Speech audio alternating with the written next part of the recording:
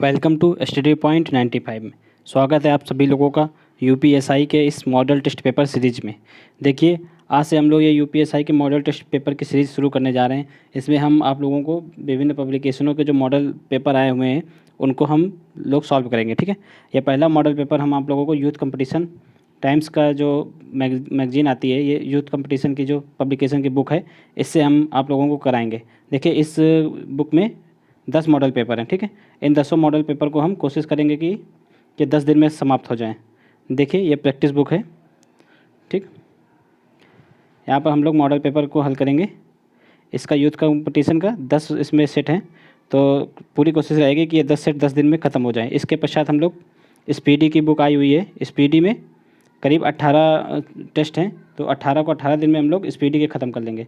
इस तरह हम लोग विद इन वन मंथ करीब 28 टेस्ट सीरीज 28 मॉडल पेपर लगाने की कोशिश करेंगे। ठीक है, और आप लोग भी पेपर की डेट कभी भी आए, ये आप लोगों को चिंता नहीं करनी चाहिए। पेपर अब फॉर्म भर गया है तो उसका एग्ज़ाम तो होना ही है, तो इसलिए आप लोग जितनी जल्दी से जल्दी तैयारी को अपने शुरू कर देंगे, आप औरों से उतना ही आगे रहेंगे। इसलिए रोज़ कम से कम एक सेट तो आप लोग हल कीजिए ही, ताकि आप लोगों के तैयारी का लेवल पता चलता रहे आप लोगों को, और कैसी तैयारी चल रही है और किस दिशा में तैयारी आगे चल के करना है, यह भी आप लोगों को पता चलता रहेगा। देखिए, ये टेस्ट सीरीज लगाने से ये इंपॉर्टेंस नहीं है कि आपने इसमें कितने किए, पर इसमें आप लोगों को ये पता चलेगा कि क्वेश्चन कैसे बनते हैं, कहाँ से बनते हैं, किस एरिया में आपको ज़्यादा फोकस करके पढ़ना है, किस एरिया में कितना वेटेज देकर पढ़ना है। ठीक है, पता चला कहीं से क्वेश्चन कम आ रहे हैं, आप उसको भी बराबर का वेटेज दे रहे हैं या बराबर टाइम लगा रहे हैं, तो आपको रणनीति बनाने में मदद मिलेगी टेस्ट पेपर सॉल्व करने से। इसलिए आप लोग प्रतिदिन करीब एक पेपर सॉल्व करिएगा। ठीक है, तो चैनल को आप लोग सब्सक्राइब जरूर कर लीजिए, ताकि जैसे ही हम डेली एक पेपर यहाँ से अपलोड करेंगे तो सबसे पहले नोटिफिकेशन आप लोगों तक पहुँच जाए और आप उसको सॉल्व कर सकें। ठीक है, देखिए, चैनल को सब्सक्राइब जरूर कर लीजिएगा और वीडियो को लाइक जरूर कर देना, ताकि ज़्यादा से ज़्यादा बच्चों तक इसका लाभ पहुँच सके। तो चलिए शुरू करते हैं। देखिए, इसमें 4 सेट हैं। ठीक है, 4 भाग हैं इस पेपर में, जैसा कि सिलेबस में दे रखा है। तो पहले भाग में हम लोग पढ़ेंगे समान हिंदी के 40 क्वेश्चन। पहले भाग में होंगे समान हिंदी के 40 क्वेश्चन। ठीक है, उसके बाद सेकेंड भाग में होंगे जीएस के समान अध्ययन के 40 क्वेश्चंस। ठीक है, फिर उसके बाद थर्ड भाग में होंगे मैथमेटिक्स होगी। ठीक है, थर्ड भाग में इसमें भी 40 क्वेश्चन आएंगे, और फिर फोर्थ भाग में रीजनिंग आएगी आपकी, तो उसमें भी 40 क्वेश्चन रहेंगे। ठीक है, तो इस तरह 160 क्वेश्चन की पूरी सीरीज है ये, और हम लोग पूरे एक ही सीरीज में, मतलब एक ही वीडियो में इस पूरी सीरीज़ को कवर करेंगे। ठीक है, तो चलिए बढ़ते हैं, आज से शुरू करते हैं। ये सेट नंबर 1 देखते हैं, इसका भाग पहला समान हिंदी को हल करते हैं। देखिए, सबसे पहले इसमें पैसेज दिया हुआ है, तो पैसेज को पढ़ लेते हैं। उसके पश्चात पैसेज के से संबंधित 3 क्वेश्चन पूछे गए हैं, इनका उत्तर हम लोगों को देना है। ठीक है, तो देखिए, पैसेज है कि तत्परता हमारी सबसे मूल्यवान संपत्ति है, इसके द्वारा विश्वसनीयता प्राप्त होती है। देखिए, यहाँ पे पैसेज कराने का उद्देश्य ये है, यहाँ पर हम लोग पैसेज को पढ़ के समझ लेते हैं, फिर पैसेज को आप लोग, इसके जो तीनों आंसर हैं ये आप लोग कमेंट बॉक्स में करके बताइएगा। ठीक है, कि इसका आंसर कौन सा होगा, ताकि पैसेज को आप ही मतलब पढ़ें उचित ढंग से, और आप ही पैसेज को करने की पूरी कोशिश करें। ठीक है, इसके आंसर हम आप लोगों को वीडियो में नीचे कमेंट बॉक्स में दे देंगे, आप उससे मैचिंग कर लेना अपना आंसर। ठीक है, तो पैसेज को पढ़ लेते हैं, समझ लेते हैं, उसके पश्चात आगे बढ़ते हैं। देखिए, हमारी पैसेज है कि तत्परता हमारी सबसे मूल्यवान संपत्ति है। ठीक है, इसके द्वारा विश्वसनीयता प्राप्त होती है। वे लोग जो सदैव जागरूक रहते हैं, तत्काल कर्मरत रहते हैं, और जो समय के पाबंद होते हैं, ठीक है, वे सर्वत्र विश्वास के पात्र समझे जाते हैं। ठीक है, इसमें कहा गया है जो लोग मतलब तत्काल मतलब जो अपने कर्म तुरंत करते रहते हैं, ठीक है, वो विश्वास के पात्र भी होते हैं, दूसरे लोगों पर विश्वास बना रहता है उनका। ठीक है, या फिर कहें कि दूसरे लोग उन पर विश्वास कर पाते हैं। ठीक है, वे मालिक को स्वयं कार्य तत्पर होते हैं, अपने कर्मचारियों के लिए प्रेरणा का स्रोत बनते हैं। जब मालिक स्वयं कार्य करता है तो उसके कर्मचारी भी उससे प्रेरणा लेते हैं और वो भी काम करते हैं, और काम की उपेक्षा करने वालों के लिए अंकुश का काम करते हैं। ठीक है, अंकुश का मतलब जब वो काम करते हुए कोई किसी को देखता है, तो जो आलसी होता है वो भी एक बार मतलब उसको देखकर पिघल सकता है, वो भी काम में लग सकता है। ठीक है, वे अनुशासन का साधन भी बनते हैं। इस प्रकार हमारी उपयोगिता और सफलता में अभिवृद्धि करने के साथ साथ वे दूसरों की उपयोगिता और सफलता के लिए साधन भी बनते हैं। ठीक है, एक सफल व्यक्ति एक आलसी व्यक्ति हमेशा ही अपने कार्यों को भविष्य के लिए स्थगित करता जाता है। ठीक है, जो आलसी होता है वो कहता है कि आज नहीं कल काम कर लेंगे। ठीक है, हमेशा कल पे टालता रहता है। तो वही यहाँ पे कहा गया है कि एक आलसी व्यक्ति हमेशा अपने कार्य को भविष्य के लिए स्थगित करता रहता है और वह समय से पिछड़ता रहता है। ठीक है, और इस प्रकार अपने लिए ही नहीं वह दूसरों के लिए भी विक्षोभ का कारण बन जाता है। ठीक है, और इस विश्वसनीयता भी कम हो जाती है। जब लोग एक मतलब काम समय पे नहीं कर पाते हैं तो लोगों का विश्वास भी उस व्यक्ति से कम होता रहता है। ठीक है, आगे देखते हैं। और इस प्रकार अपने लिए वे दूसरों के लिए भी विक्षोभ का कारण बनता है। उसकी सेवाओं का कोई आर्थिक मूल्य नहीं समझा जाता। ठीक है, उसकी मार्केट में वैल्यू भी कम हो जाती है व्यक्ति की।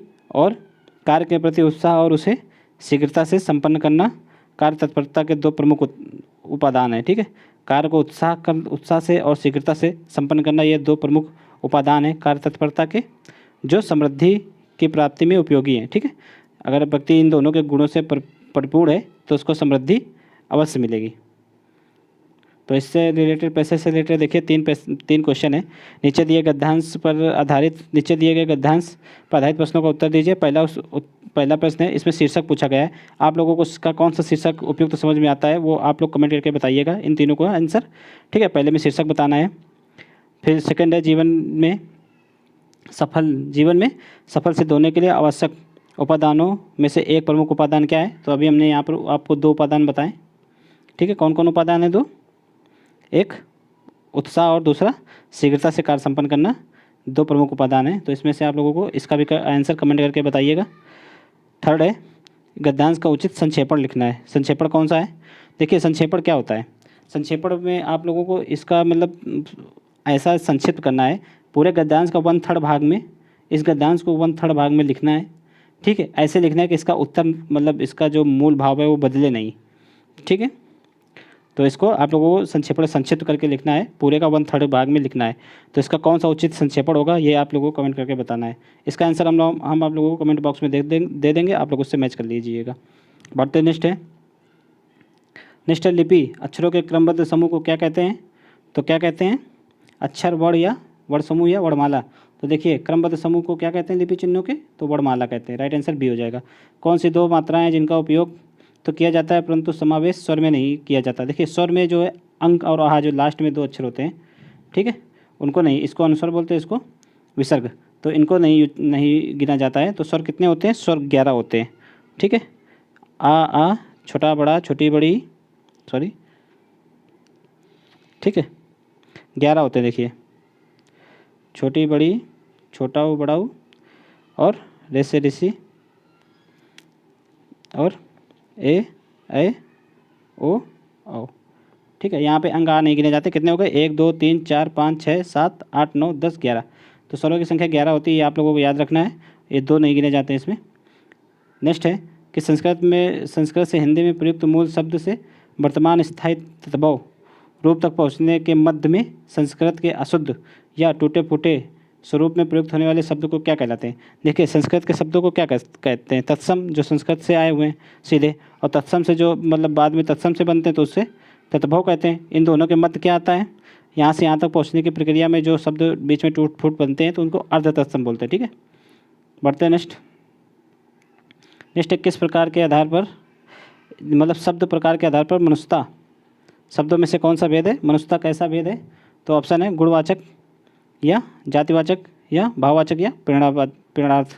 तो इसमें भाववाचक, देखिए मनुष्यता भाववाचक बाद है। ठीक है, जैसे मनुष्यता हो गया, ठीक है, और मुस्कुराना हो गया।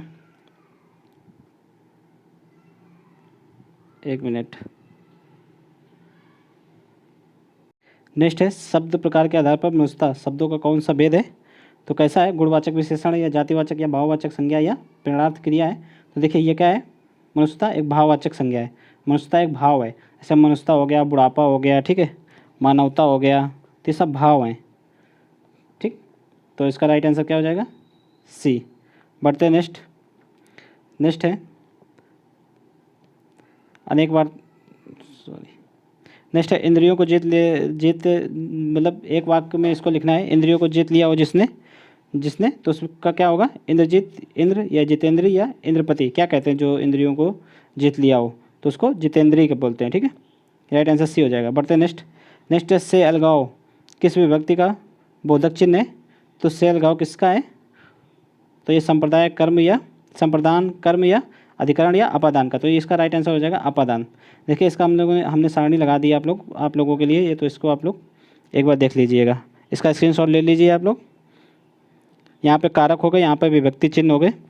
देखिए कर्ता के लिए क्या होता है ने, कर्म को करण के साथ या के द्वारा, यहाँ पर से का मतलब होता है के साथ वाले संप्रदाय के लिए होता है अपादान से, तो यहाँ पर अलग जो अलग के लिए होता है से, तो अपादान आता है, ठीक है, तो यहाँ पर अपादान आंसर होगा। तो इसको ऐसे याद करते हैं, कर्ता ने क्रम को करण से, ऐसे याद किया होगा आप लोगों ने बचपन में, संप्रदाय के लिए अपादान से अलग किया ऐसे करके कुछ।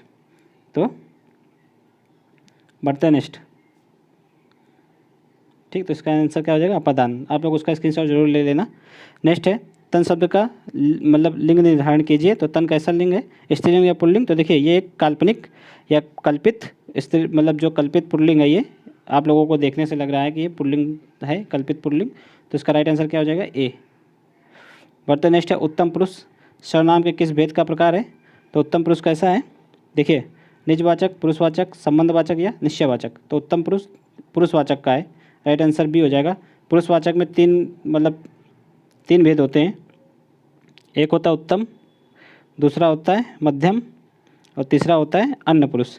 उत्तम में दो चीज़ें आती हैं, इसमें आती हैं मैं और हम, बस यही दो उत्तम में होते हैं, और मध्यम में सिर्फ एक आता है तुम, इसी को आप भी बोलते हैं जैसे, और अन्य में सभी आ जाएगा, जैसे वे है, ये है, ठीक है, वह है, या है, तो सभी अन्य में सभी आ जाएंगे। तो याद रखना उत्तम में सिर्फ दो आते हैं मैं और हम, और मध्यम में सिर्फ एक आता है तुम, बाकी सब अन्य में आते हैं। तो ये तीन वर्ड आपको लोगों को याद रखने पुरुषवाचक में, ठीक है। बढ़ते नेक्स्ट है कंचन एक कृषांगनी युवती है, तो इस शब्द में कौन सी शुद्धि है, तो यहाँ पर देखिए कंचन, यहाँ पर क्या होगा, शब्द चयन संबंधी शुद्धि या वर्तनीय शुद्धि या व्याकरण की शुद्धि या शब्द निर्माण की शुद्धि, तो इसका राइट आंसर क्या हो जाएगा ए होगा इसका राइट आंसर।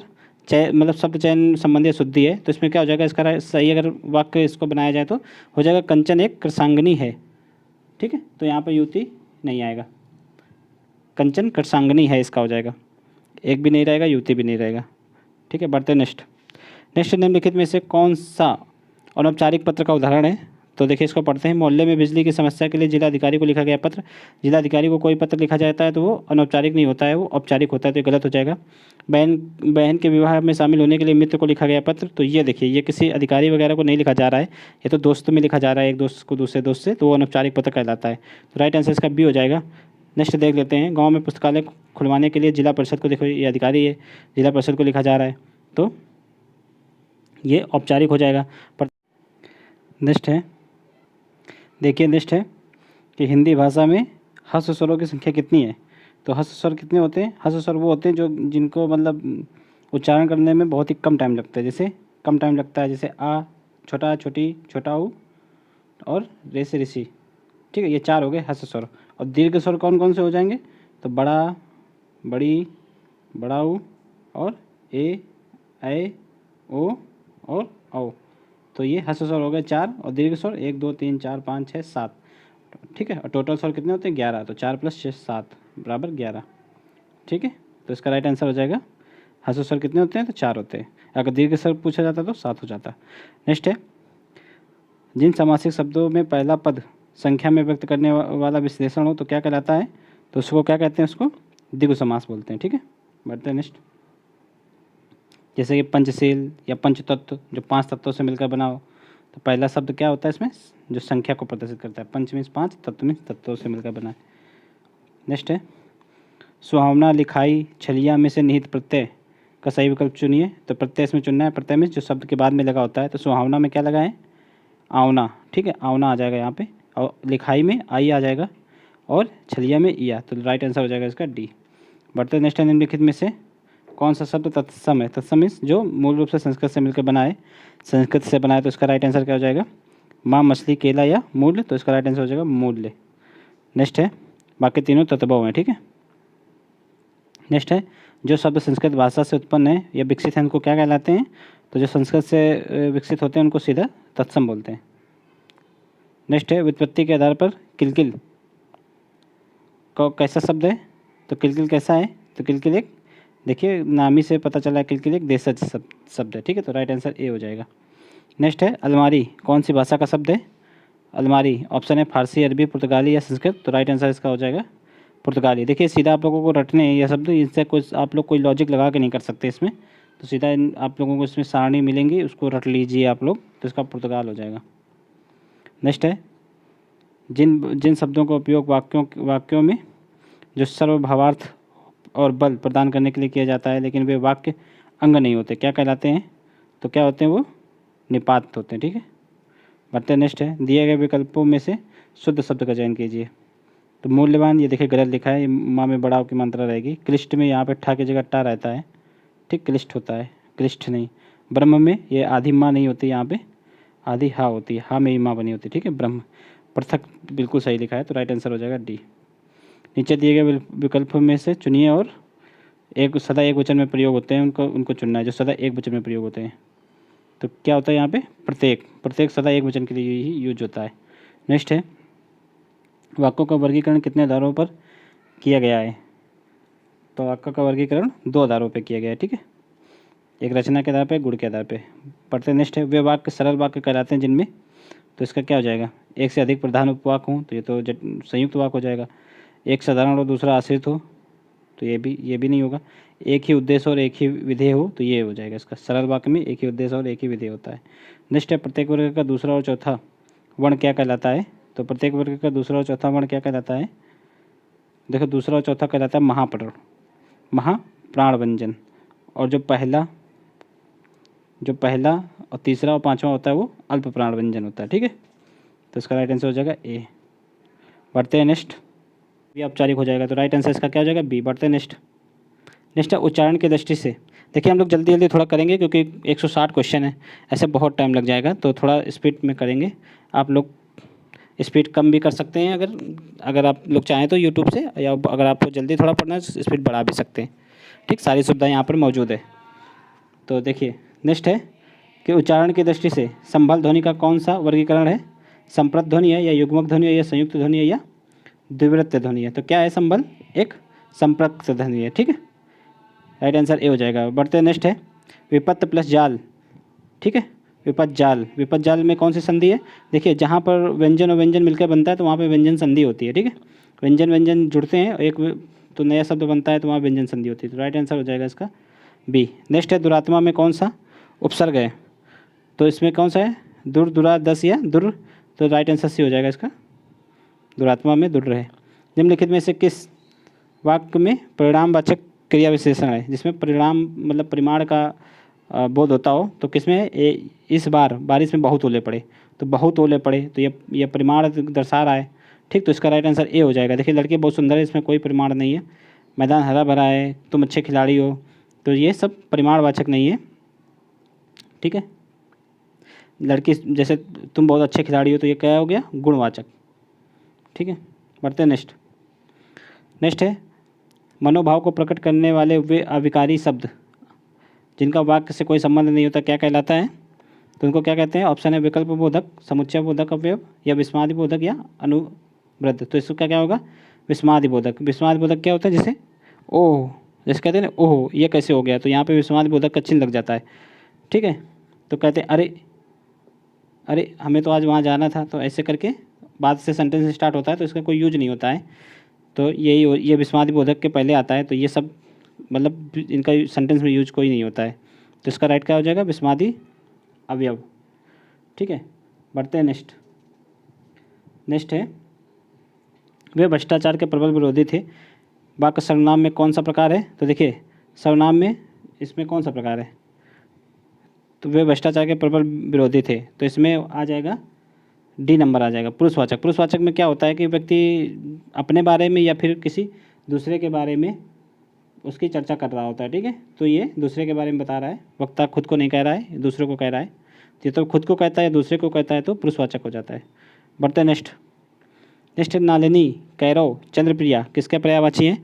नलिनी मीन्स क्या होता है? देखिए नलिनी साफ समझ में आया, नली, ठीक है, तो नलिनी किस में होती है? तो कमल का फूल हो गया, कमल के फूल के नीचे ये जो डंडी होती है उसको नलिनी बोलते हैं, तो क्या हो गया? कमल की डंडी, कैरव, चंद्रप्रिया, इसी का क्या हो जाता है? राइट कुमुदनी भी कमल की डंडी को बोलते हैं, कुमुदनी।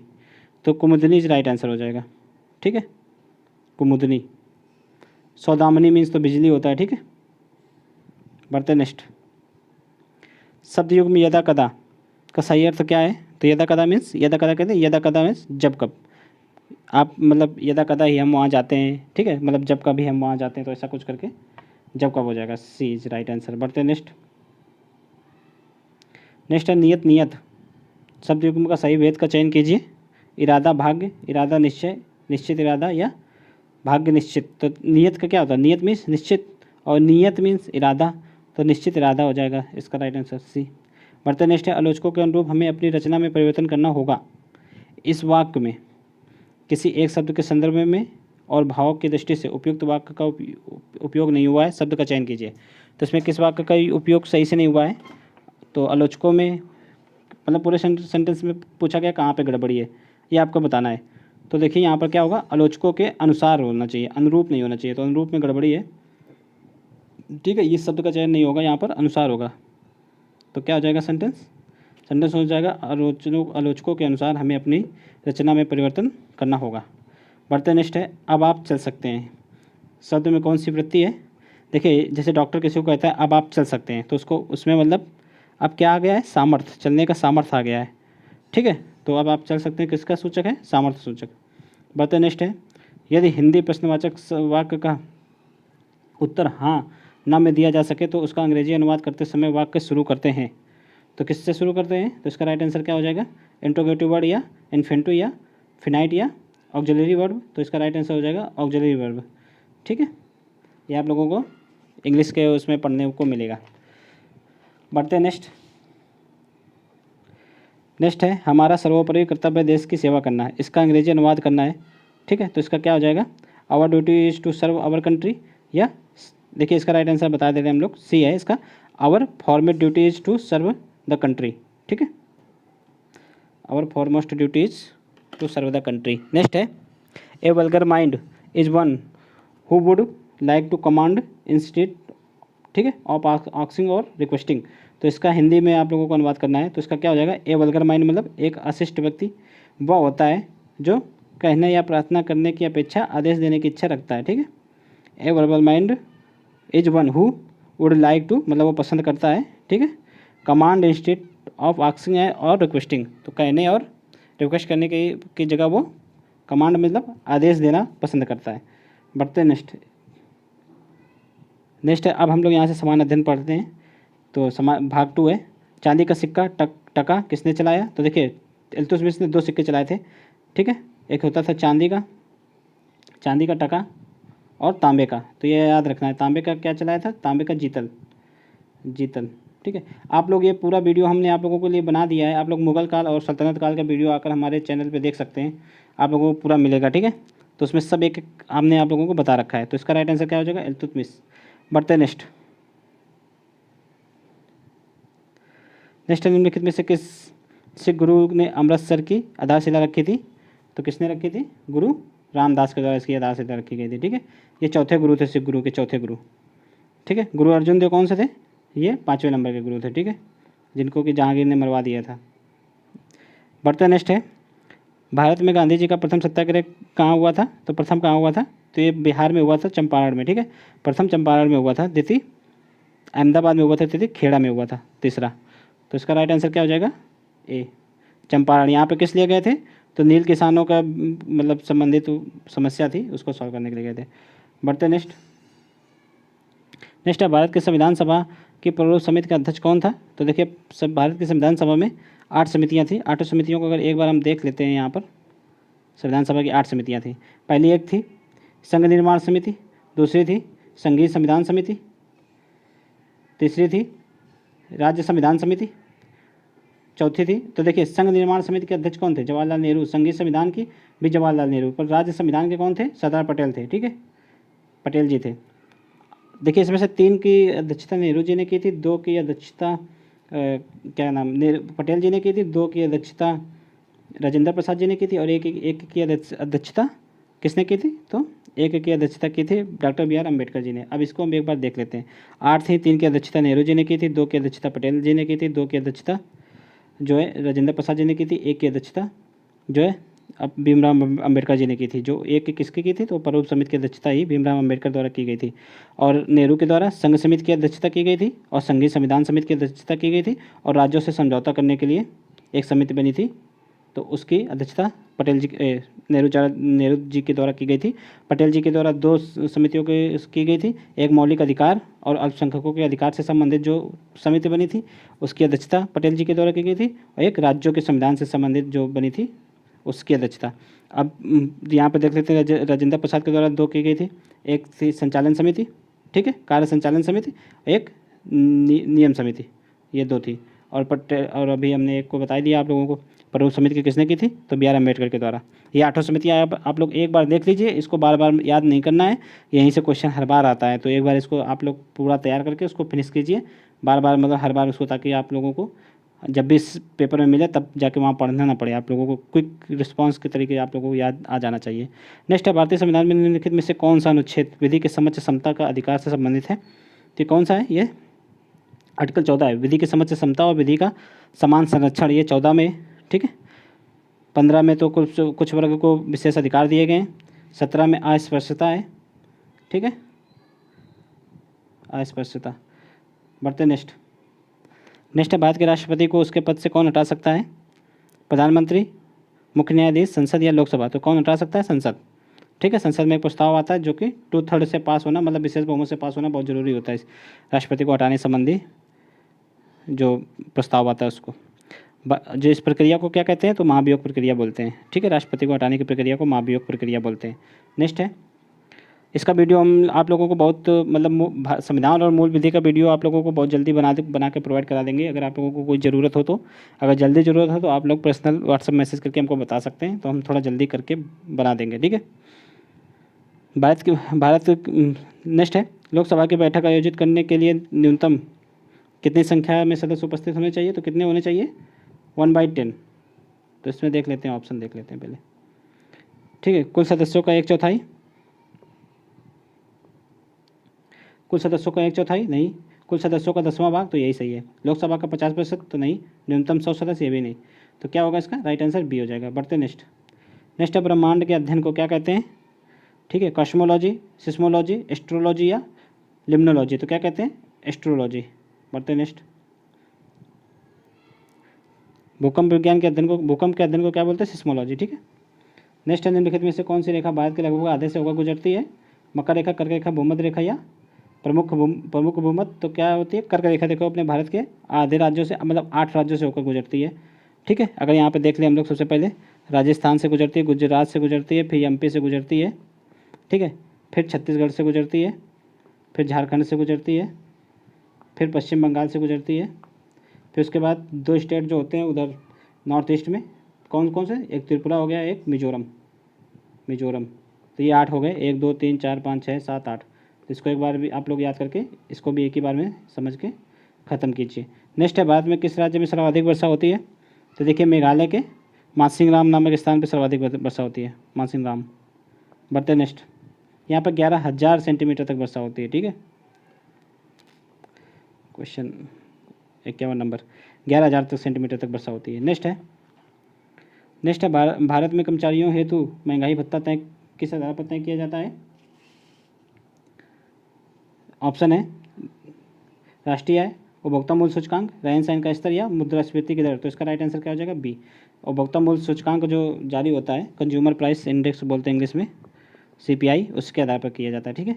भारत में आवाज़ के माप का मात्रक क्या होता है, तो आवाज़ किससे नापी जाती है, डेसिबल, हर्ट्ज या एम्पलीफायर या एकोसिस्टिक्स, क्या किससे नापी जाती है, तो डेसिबल से। नेक्स्ट है, एक बर्फ़ पानी के ऊपर तैरती है तब उसका कितना % हिस्सा, मतलब पानी से बाहर निकला रहता है, तो जब तैरती है तो 10% हिस्सा पानी से बाहर निकला रहता है, तो 10% को अगर इसको नॉर्मल बदलेंगे तो 0.1 आ जाएगा, ठीक है, सी नंबर। नेक्स्ट है, प्रोटॉन का द्रव्यमान और किसका द्रव्यमान, ठीक है, एक समान होता है, न्यूट्रॉन, इलेक्ट्रॉन, आइसोप्रोपिन या अल्फा कण, तो देखिए न्यूट्रॉन का द्रव्यमान एक समान होता है, ठीक है, प्रोटॉन न्यूट्रॉन का। नेक्स्ट है, कवकों का अध्ययन को क्या कहते हैं, साइटोलॉजी, मायोलॉजी, माइक्रोलॉजी या न्यूरोलॉजी, तो क्या कहते हैं, मायोलॉजी। कवक जो होते हैं, फंगस जिसको बोलते हैं फंगस, तो इसके अध्ययन को मायोलॉजी बोलते हैं। नेक्स्ट है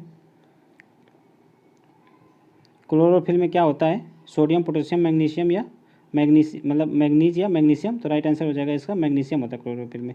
बढ़ते नेक्स्ट है दशमलव संख्या 101 को द्विपदी में परिवर्तित कीजिए। तो देखो इसको परिवर्तित अगर करना हो तो आप ऐसे इसको परिवर्तित कर सकते हैं। 101 यहाँ पे लिखिए, ठीक है। फिर इसको हम 2 से भाग लगाते हैं, पूरा पूरा जब तक में चला जाए, अगर जितना शेष बचता है तो वो यहाँ लिख दिया जाता है, ठीक है। कितना बचा 1, फिर इसको 2 से लगाते हैं, कितना शेष बचा 1 भी नहीं बचा तो यहाँ 0, फिर यहाँ 2 से लगाते हैं, यहाँ 12 हुआ, कितना शेष बचा 1 बचा, फिर 2 से लगाएंगे तो यहाँ 6, अब की बार कितना शेष बचा 1 को नहीं बचा, फिर 2 से लगाएंगे तो कितना आएगा 3, ठीक है।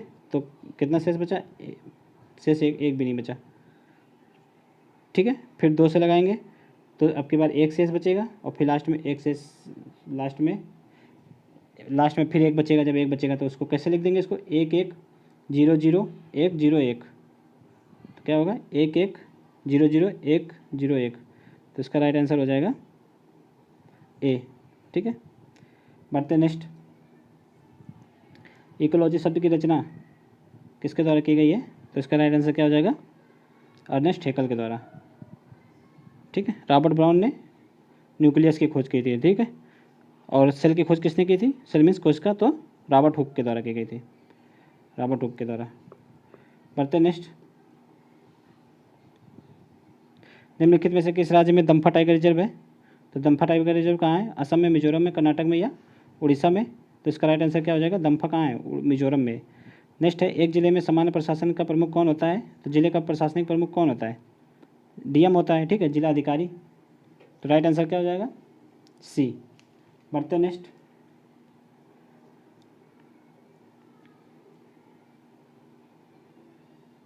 है सूचना का अधिकार कब लागू हुआ, तो कब लागू हुआ ये 12 अक्टूबर 2005 या 12 अक्टूबर 2006 या 4 सितंबर 2005 या 2006, तो इसका राइट आंसर क्या हो जाएगा सूचना का अधिकार कब लागू हुआ 2005 में, कब 12 अक्टूबर को। बढ़ते नेक्स्ट, है अन्वेषण के दौरान झूठ पकड़ने वाली झूठ पकड़ने के लिए किस मशीन का उपयोग होता है, नार्को टेस्ट, तो बिल्कुल सही है। ब्रेन मैपिंग टेस्ट भी होता है इसके लिए और पॉलीग्राफी टेस्ट भी होता है, तो इसका सभी सही हो जाएगा, डी इज राइट आंसर। बढ़ते नेक्स्ट है चरकुला लोक नृत्य कहाँ का है, प्रमुख रूप से कहाँ होता है यूपी में, तो बुंदेलखंड क्षेत्र, ब्रजभूमि या अवध या कोई नहीं, तो इसका राइट आंसर हो जाएगा बुंदेलखंड क्षेत्र में चरकुला होता है। देखिए इसमें होता क्या है, ये महिलाओं का नृत्य है मुख्यतः चरकुला।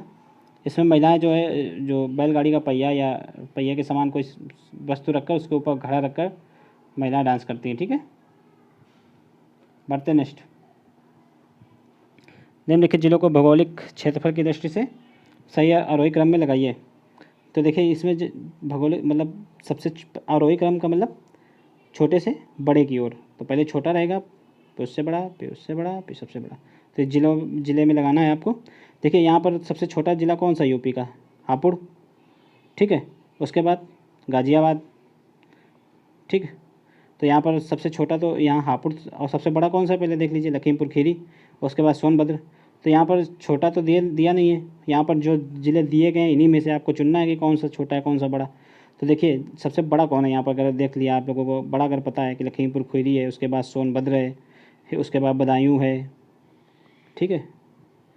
तो इसमें सोनभद्र कहाँ है सेकंड नंबर पे, तो इनमें सबसे बड़ा कौन होगा सोनभद्र, तो सोनभद्र सबसे लास्ट में आएगा, सबसे बड़ा है चूँकि। देखिए सोनभद्र 2 में, तो चूँकि गौतम बुद्ध नगर भी सबसे छोटा होता है इन चारों में, ठीक है। तो राइट आंसर क्या हो जाएगा सी, ठीक है। अब या तो इसमें क्या हो सकता था, तो ये पहला हो सकता था या तो तीसरा हो सकता था, चूँकि बाराबंकी जो है गौतम बुद्ध नगर से तो बड़ा ही है, तो राइट आंसर क्या हो जाएगा इसका सी।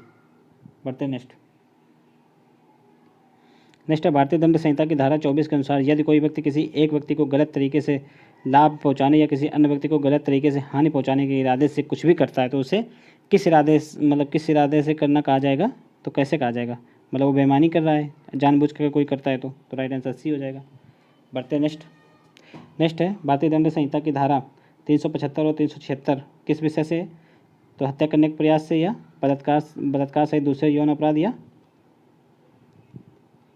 अप्राकृतिक अपराध या खतरनाक हथियारों का उपयोग कर स्वेच्छा से चोट पहुंचाना, तो ये किससे है 375 और 76, तो बलात्कार सहित दूसरे यौन अपराधों से संबंधित धारा है। देखिए धारा का वीडियो हम आप लोगों को जल्दी प्रोवाइड करवाएंगे, मूल विधि का, ठीक है, और संविधान का भी, चैनल को आप लोग सब्सक्राइब जरूर कर लीजिए, ताकि यानी डेली हम इसमें एक सेट तो डालेंगे कम से कम, ठीक है। 30 दिन में आप लोगों को 28 सेट पूरे करवा देंगे, 28 दिन में। बढ़ते नेक्स्ट है, यदि लोक सेवक अनुसूचित जाति अनुसूचित जनजाति के संबंध में अपने कर्तव्यों से की उपेक्षा करता है तो उसे अनुसूचित जाति और अनुसूचित जनजाति अत्याचार निवारण अधिनियम की धारा 4 के तहत अधिकतम कितनी अवधि के लिए दंडित किया जा सकता है। तो देखिए, इस धारा के तहत कितने मंथ के लिए दंडित करने का प्रावधान है, तो कम से कम 6 महीना और अधिकतम 12 महीना। तो इसका राइट आंसर क्या हो जाएगा, 12 मंथ का, कम से कम 6 महीना, ठीक है। 6 महीने के साथ जुर्माना भी लग सकता है। नेक्स्ट है, इस यातायात का प्रतीक चिन्ह क्या है, मतलब यह यातायात प्रतीक का अर्थ क्या है। ये देखिए, आप लोगों को ये रोड पे लगा हुआ मिलता है, तो इसका चिन्ह क्या होता है। इसका मतलब होता है खतरनाक, मतलब खतरा, या नो पार्किंग, या रुकिए, या संरक्षित क्षेत्र। तो इसका मतलब होता है रुकिए। राइट आंसर इसका हो जाएगा बी। बढ़ते हैं नेक्स्ट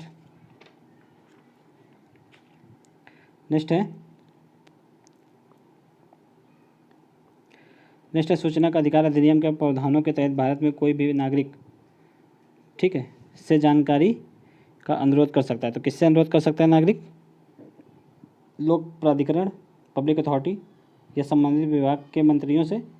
तो मंत्रियों से तो नहीं करेगा आम व्यक्ति, ना ही राष्ट्रपति से करेगा, ना ही अदालत से करेगा। तो किससे करेगा, लोक प्राधिकरण से। कोई अगर आप लोगों को कोई भी सूचना चाहिए हो, सूचना का अधिकार अधिनियम से। कब ये पास हुआ था, अभी हमने आप लोगों को बताया था, ठीक है, 2005 में आया था ये। बढ़ते नेक्स्ट है, किसी जनजाति याचिका मामले में न्यायालय द्वारा किसी समिति की नियुक्ति के संदर्भ में निम्नलिखित में से कौन सा सही है। तो देखिए, इसमें न्यायालय मामलों के लिए एक समिति अथवा आयुक्त को नियुक्त कर सकता है, ताकि वह उस मामले की छानबीन करे और रिपोर्ट जमा करे। तो बिल्कुल सही है, न्यायालय किसी को भी, मतलब समिति को या आयुक्त को भी नियुक्त कर सकती है।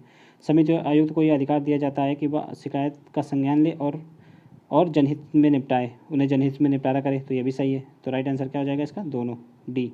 बढ़ते नेक्स्ट है, इंदिरा साहनी निर्णय के रूप में बहुचर्चित जनहित याचिका, जिसको PIL बोलते हैं, मामले में ऐतिहासिक माना जाता है, क्यों।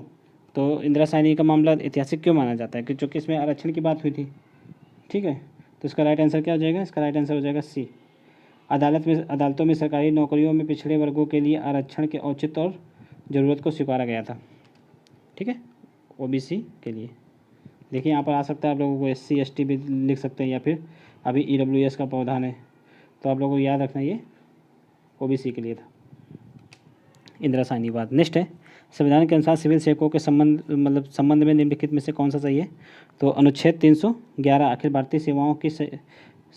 भारतीय सेवा शाखाओं की स्थापना से संबंधित है, तो ये गलत है, 311 नहीं है। अखिल भारतीय के लिए कौन सी है, 312। संविधान के अनुच्छेद 312 उन्हें राजनीतिक रूप से प्रेरित और प्रतिहिंसाशील कार्रवाई से बचाता है, तो ये भी गलत है। तो चूँकि 312 तो मतलब अखिल भारतीय सेवा के निर्माण से संबंधित है, तो दोनों गलत हो गए। इसका राइट आंसर क्या हो जाएगा, डी, ना तो पी ना ही क्यू। निम्नलिखित में कौन सा भारत में एक व्यक्ति के अधिकारों के बारे में सही है। यदि किसी व्यक्ति को मौलिक अधिकार का उल्लंघन होता है, तो संविधान कहता है कि पीड़ित व्यक्ति उच्च न्यायालय या उच्चतम न्यायालय जा सकता है। देखिए, अगर मौलिक अधिकारों का उल्लंघन होता है तो हाईकोर्ट भी जाया जा सकता है और सुप्रीम कोर्ट भी जाया जा सकता है, आर्टिकल 226 और आर्टिकल 32 के तहत। बढ़ते नेक्स्ट है, यदि किसी व्यक्ति को, देखिए इसका ये पहला का स्टेटमेंट सही है, दूसरा देख लेते हैं। दूसरा स्टेटमेंट है, यदि किसी व्यक्ति को कानूनी अधिकार का उल्लंघन होता है तो वह समान अदालत में जा सकता है, तो ये भी सही है। राइट आंसर क्या हो जाएगा, पी एंड क्यू दोनों। नेक्स्ट है, सरकार को जनता का पैसा खर्च करने का अधिकार कौन देता है, ठीक है, कैग देता है या फिर लोकसभा या राष्ट्रपति या संसद। तो कौन देता है, संसद देती है, ठीक है, पब्लिक पैसा खर्च करने का अधिकार। नेक्स्ट है, 29 जुलाई 2019 को जारी बाघों के अखिल भारतीय अनुमान 2018 के अनुसार बाघों की संख्या की दृष्टि से सही राज्य लगाना है। तो बाघों की संख्या सर्वाधिक कहाँ पाई गई है, तो MP में, ठीक है। तो या तो ये एक सही होगा या C या D। तो MP के बाद किसका स्थान है, कर्नाटक का। तो राइट आंसर C हो जाएगा। फिर उत्तराखंड, महाराष्ट्र, तमिलनाडु का। पढ़ते हैं नेक्स्ट है, BS येदियुरप्पा कर्नाटक के कितनी बार मुख्यमंत्री बने हैं। तो ये अभी हाल ही में बने थे, मतलब हाल ही क्या 3-4 मतलब 2-3 साल हो गए, तो ये चौथी बार बने थे। पढ़ते नेक्स्ट है, जुलाई 2019 में किस राज्य सरकार द्वारा बाबा साहब भीमराव अम्बेडकर आवास योजना के लाभार्थियों के चयन में संशोधन हेतु स्वीकृति प्रदान की गई है। ऑप्शन है उत्तर प्रदेश, झारखंड, मध्य प्रदेश या बिहार। तो इसका राइट आंसर क्या हो जाएगा, झारखंड। नेक्स्ट है, भारत सरकार द्वारा ठीक है, UKEIRI, तो क्या हो जाएगा ओकेरी। मोबिलिटी प्रोग्राम मतलब स्टडी इन इंडिया के अंतर्गत किस देश के साथ द्विपक्षीय समझौता किया गया है हाल ही में? फ्रांस, ब्रिटेन, जर्मनी या स्वीडन? तो ये किसके साथ किया गया है? ब्रिटेन के साथ। राइट आंसर बी हो जाएगा। नेक्स्ट है, भारत के किस राज्य के द्वारा निजी औद्योगिक इकाइयों और कारखानों में स्थानीय लोगों हेतु नौकरियों में आरक्षण देने की व्यवस्था की गई है? तो किसके द्वारा की गई है? तो मतलब कौन से राज्य ने ऐसा किया है? तो इसका राइट आंसर हो जाएगा आंध्र प्रदेश ने अभी हाल ही में किया है। अब कितना हो गया वहाँ पर? 75% हो गया निजी इकाइयों में आरक्षण का प्रावधान। तो बढ़ते नेक्स्ट। अब यहाँ से मैथ स्टार्ट होती है, मैथमेटिक्स, संख्यात्मक और मानसिक योग्यता परीक्षण। तो अब इसको हम लोग करते हैं।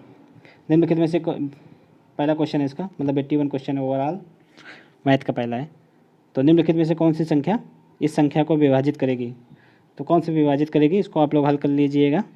ठीक है, विभाजन के रूल से इसके अलग अलग फार्मूले अलग अलग टीचर लोग मतलब अलग अलग व्यक्ति सब लोग अलग अलग बताते हैं। तो इसको आप लोग जब डिवाइड करेंगे तो 16 से डिवाइड हो जाएगा। इस कैसे? देखिए 2 8 16 होता है। ठीक है, ये देखिए 8 से भी विभाजित है, और 8 से विभाजित अगर कोई संख्या देखनी है तो कैसे देखेंगे? लास्ट की 3 संख्या 8 से विभाजित होनी चाहिए, तो पूरी संख्या 8 से विभाजित होगी। तो देखिए 120 8 से विभाजित है, और 120 2 से भी विभाजित है, तो ये पूरी 16 से कट जाएगी। बढ़ते हैं नेक्स्ट। नेक्स्ट है 6 की पावर 76 को 5 से भाग देने पर शेष क्या बचेगा? ठीक है, तो इसका भी रूल आता है 5 + 1, ठीक है, पावर 76/5। तो ये 5 से 5 कट जाएगा, जितनी भी पावर होंगी सब कट जाएगा, बचेगा शेष। तो हम लास्ट में एक ही आएगा, तो लास्ट में शेष क्या आएगा? 1 आएगा। नेक्स्ट है, किसी संख्या के 5/9 भाग के 4/5 भाग को उसी संख्या से जब घटाया जाता है तो शेषफल 300 आता है। ठीक है, तो उस संख्या का 5/6 भाग क्या होगा? संख्या मान लीजिए, देखिए x, तो x का 5/9 भाग का 4/5 भाग को यदि उसी संख्या से घटाया जाता है तो संख्या कौन है? x, तो इससे x से घटा देंगे ये पूरी संख्या, तो x पहले भी आ जाएगा 1। ठीक है, इसको फिर से लिख लेते हैं। तो क्या हो जाएगा? x - x into 5/9 into 4/9 4/5। ठीक है, तो शेषफल 300 आता है। तो संख्या का, अब इसका शेषफल 300 आएगा। संख्या का 5/6 पूछा गया है, यहाँ से x का वैल्यू निकालेंगे, x की वैल्यू निकाल के x का 5/6 भाग निकाल देंगे। तो देखिए यहाँ से x की वैल्यू आप लोग निकाल लीजिए। तो x की वैल्यू कितनी आएगी यहाँ से? तो जब यहाँ से x की वैल्यू निकालेंगे तो आप लोग इसको सॉल्व करेंगे, इसको पूरे को, इस समीकरण को, तो आएगी 540। तो यहाँ पे x की वैल्यू रख देंगे आप लोग, जैसे 540 रखेंगे यहाँ पर x की वैल्यू, तो क्या हो जाएगा? 540 इंटू 5 इंटू 6, तो ये कट जाएगा 9 9 बार में, तो कितना? 9 × 45, 450 आंसर आ जाएगा। ठीक है, बढ़ते नेक्स्ट। नेक्स्ट इसका मान बताना है। ये कैलकुलेशन का, इसको आप लोग कैलकुलेट कर लीजिएगा। इसका मान आप लोगों को कितना निकल के आएगा? तो आएगा 1.4522। ठीक है, जो देखो जो कैलकुलेशन के सवाल हैं वो आप लोग कैलकुलेट कर लीजिएगा। ठीक है, हम आप लोगों को यहाँ फार्मूले बेस्ड क्वेश्चन बताने की कोशिश करेंगे, और जो ज़्यादा लंबे क्वेश्चन हैं उनको भी यहाँ पर हल नहीं किया जा सकता है, क्योंकि यहाँ पे स्क्रीन भी छोटी है, और अब ये मतलब पेन पेपर तो है नहीं कि छोटा छोटा लिख देंगे, इससे छोटा लिखता भी नहीं बनता है। तो जो 2-3 स्टेप का क्वेश्चन होगा वो तो हम बता देंगे, पर थोड़ा अगर लेंदी होगा तो फिर यहाँ पे नहीं हो पाएगा। फिर आप लोगों को उसका आंसर हम प्रोवाइड करवा देंगे, आप लोग उसका आंसर कमेंट बॉक्स में बता सकते हैं। अगर किसी भी क्वेश्चन में कोई दिक्कत होती है या उसका आंसर नहीं निकल पाता है तो आप हमको पर्सनल व्हाट्सअप कर सकते हैं, जो हमारे व्हाट्सअप ग्रुप पर जुड़े हैं, और जो अगर व्हाट्सअप पर नहीं भी जुड़े हैं तो उनको हम टेलीग्राम का लिंक दे देंगे। आप टेलीग्राम पर आकर क्वेश्चन को डाल सकते हैं, वहाँ पर पूछ सकते हैं। ठीक है, बढ़ते हैं नेक्स्ट। नेक्स्ट है 3 अंकों की ऐसी संख्या, मतलब 3 अंकों की ऐसी कितनी संख्या होंगी जो 5 6 7 और 8 से विभाजित हो जाएं तो प्रत्येक का शेषफल 3 होगा। देखिए तो ऐसी कितनी संख्या होंगी, मतलब ऐसी कितनी संख्या होंगी? तो देखिए 5 6 7 और 8 को पहले हम लोग एलसीएम निकाल लेंगे। ठीक है, इनका एलसीएम निकालेंगे तो कितना आएगा? तो इनका एलसीएम आएगा 840। अब देखिए 840 में 3 शेष बचा, अगर देखो 840 को अगर 5 से भाग देंगे तब भी पूरा चला जाएगा, 6 से देंगे तब भी पूरा कट जाएगा, 7 से देंगे तब भी कट जाएगा। देखिए कितना होता है? 7 × 1 7, 7 दूनी 14, तो कितना आया? 120 से कट गया। अगर 8 से देंगे तब भी पूरा चला जाएगा, 8 × 8 8 × 45। ठीक है, तो अब देखिए इसमें करना क्या है, तो आप लोगों को, तो इससे तो पूरा कट गया पर शेष 3 बचाना है, तो इसमें 3 जोड़ देंगे। जैसे 3 जोड़ेंगे इसमें तो ये हो जाएगा 843। अब इसमें किसी भी संख्या का भाग देंगे तो लास्ट में 3 ही शेष बचेगा। अब सपोज करो 843 में 3 का भाग देना है तो 5 का देना है, पहले 5 देख लेते हैं तो 3 शेष बचेगा। यहाँ पर देख लेते हैं, 5 एकम 5 बचा 3, 5 छक्का 30 बचा 4, तो 5 40 बचा 3 शेष बचा लास्ट में। तो इसी तरह सारे करेंगे तो 3 ही शेष आएगा। बढ़ते नेक्स्ट है 86। यदि 154 मीटर लंबी रस्सी को 9:5 के अनुपात में विभाजित किया जाता है तो छोटे टुकड़े की लंबाई बताना है। तो कितना है, अनुपात कितना है, 5 अनुपात है, मतलब 9 अनुपात 5। तो पूरा कितना अनुपात, पूरा अनुपात है 14। 14 अनुपात की वैल्यू कितनी दे रखी है, 154। तो इससे 1 अनुपात की वैल्यू निकल आएगी। 14 से काट दीजिए, कितना आएगा 1 अनुपात की वैल्यू, अनुपात 1 की वैल्यू आएगी 11। तो यहाँ पर 11 वैल्यू पुट कर दीजिए छोटे वाले में, तो 5 × 11, तो आंसर कितना आ जाएगा 55। ठीक है, छोटे भाग की लंबाई 55 हो जाएगी, बड़े भाग की लंबाई 11 × 9, तो कितना हो जाएगा 99। ठीक है, तो ये टोटल जोड़ोगे तो कितना हो जाएगा 154। तो इसका राइट आंसर क्या हो जाएगा 55। ठीक, नेक्स्ट है उस अनुपात को ज्ञात करो जिसमें 192 रुपये प्रति किलोग्राम कीमत वाली मिश्रण को 150 रुपये प्रति ग्राम कीमत वाली मिश्रण के साथ इस तरह मिलाया जाए कि जब अंतिम मिश्रण को 194.40 रुपये प्रति किलोग्राम बेचा जाए तो 20% का लाभ हो। देखिए इसमें कहा गया है कि 192 कोई वस्तु है जो 192 रुपये के जी है और 150 रुपये के जी है, इन दोनों को ऐसे मिला के बेचा जाए ताकि वो 194.40 रुपये के जी बिके, तब उसमें 20% का लाभ हो। तो देखिए यहाँ पर तो है कि यहाँ पर क्रय मूल्य लिखा है। ठीक है, मतलब यहाँ पे विक्रय मूल्य लिखा है, लेकिन क्या लिखा है यहाँ पे क्रय मूल्य लिखा है, ये क्रय मूल्य है। तो ये क्रय मूल्य है, तो यहाँ पर भी अगर इसमें हम लोग अनुपात वाला रूल लगाएंगे तो यहाँ पर जो बीच में लिखा जाएगा वो भी क्रय मूल्य ही लिखा जाएगा। और ये चूँकि विक्रय मूल्य है, इस पर 20% का लाभ हो रहा है, तो इस पर 20% का घटा करके इसका क्रय मूल्य निकाल लेंगे। तो जब 94% में 20% घटाएंगे, मतलब 194.40 का 20% जब कम करेंगे, ठीक है, तो इसका कितना आ जाएगा, तो इस जगह 5/6 करके इसको कर लेंगे। ठीक, तो इसमें आ जाएगा 162 आएगा इसका, जब आप इसको कैलकुलेट करेंगे 162। इसी को आप लोग मिश्रण के नियम में रख देंगे, 192 इधर रखेंगे 150, और इसका क्रय मूल्य कितना निकल के आया 162। तो जब इसको इससे करेंगे तो यहाँ पे आएगा 12, इसको घटाना होता है, यहाँ पे कितना बचेगा 30, तो 12:30। इसको काट देंगे अगर 6 से तो 6 दूनी 12, 6 पंचे 30। ठीक है, 2:5 का आंसर आ जाएगा, 2:5, राइट आंसर ए। बढ़ते नेक्स्ट, दो संख्याओं के बीच का अंतर बड़ी संख्या का 60% है और छोटी संख्या, अगर छोटी संख्या 10 है तो बड़ी संख्या ज्ञात करो।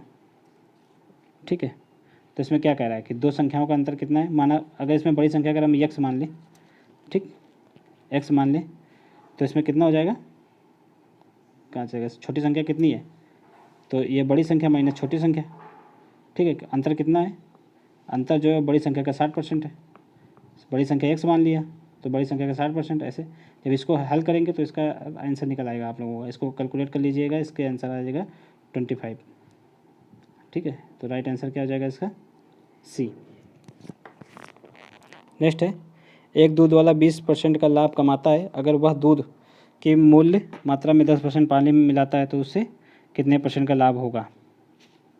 तो देखिए यहाँ पर परसेंटेज का सवाल है, 2 बार लगातार परसेंटेज दिया है, तो इसमें सीधा सा हम लोग प्रतिशत लाभ वाला फार्मूला लगा देंगे। तो वो फार्मूला कैसे होता है, एक फार्मूला होता है ना, जब 2 लगातार परसेंटेज दिया होता है तो फार्मूला ये वाला लगाया जाता है, +-x +-y +-xy अपॉन 100। ठीक है, चूँकि यहाँ पे लाभ हो रहा है तो यहाँ पे प्लस का चिन्ह लगाएंगे हम लोग। तो जब इसकी वैल्यू रखेंगे तो कितना हो जाएगा 20 + 10 + 20 × 10 अपॉन 100। तो इसको जब सॉल्व करेंगे तो कितना आएगा 32% निकल के आ जाएगा इसका राइट आंसर। ठीक है, राइट आंसर डी हो जाएगा। नेक्स्ट है, एक फुटबॉल जिसकी कीमत 9,000 रुपये है, उस पर 30% की छूट दी जाती है, तो उस फुटबॉल की अंतिम कीमत क्या होगी। 9,000 की कोई वस्तु है मान लीजिए, अगर उसको 30% की छूट दी जाती है, 30% की छूट, ठीक, तो कितना हो जाएगा, इसका 70% निकाल लीजिए आप, 9,000 का 70%, तो उसकी वही अंतिम कीमत निकल आएगी। ठीक है, तो 2 0 से 2 0 ख़त्म, कितना आया 963,000 6300 रुपये आ जाएगा इसका वैल्यू। राइट आंसर डी हो जाएगा। बढ़ते नेक्स्ट है, यदि 3,000 रुपये पर 5% की दर से 1 वर्ष के लिए मिलने वाला साधारण ब्याज 2,000 रुपये पर 5% की दर से n वर्षों में मिलने वाले साधारण ब्याज से 150 रुपये कम है, तो n का मान बताइए।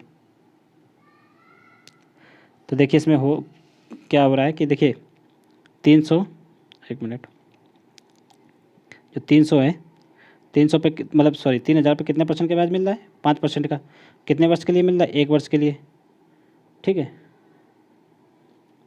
चूँकि यहाँ परसेंट है तो यहाँ पे नीचे 100 हो जाएगा। तो ये बराबर किसके? 2,000 पे मिलने वाले 5% के ब्याज पे कितने वर्षों के लिए? तो यहाँ पे n रख लेंगे। ठीक है, n की वैल्यू चूँकि निकालनी है तो यहाँ पर 100 कर लेंगे।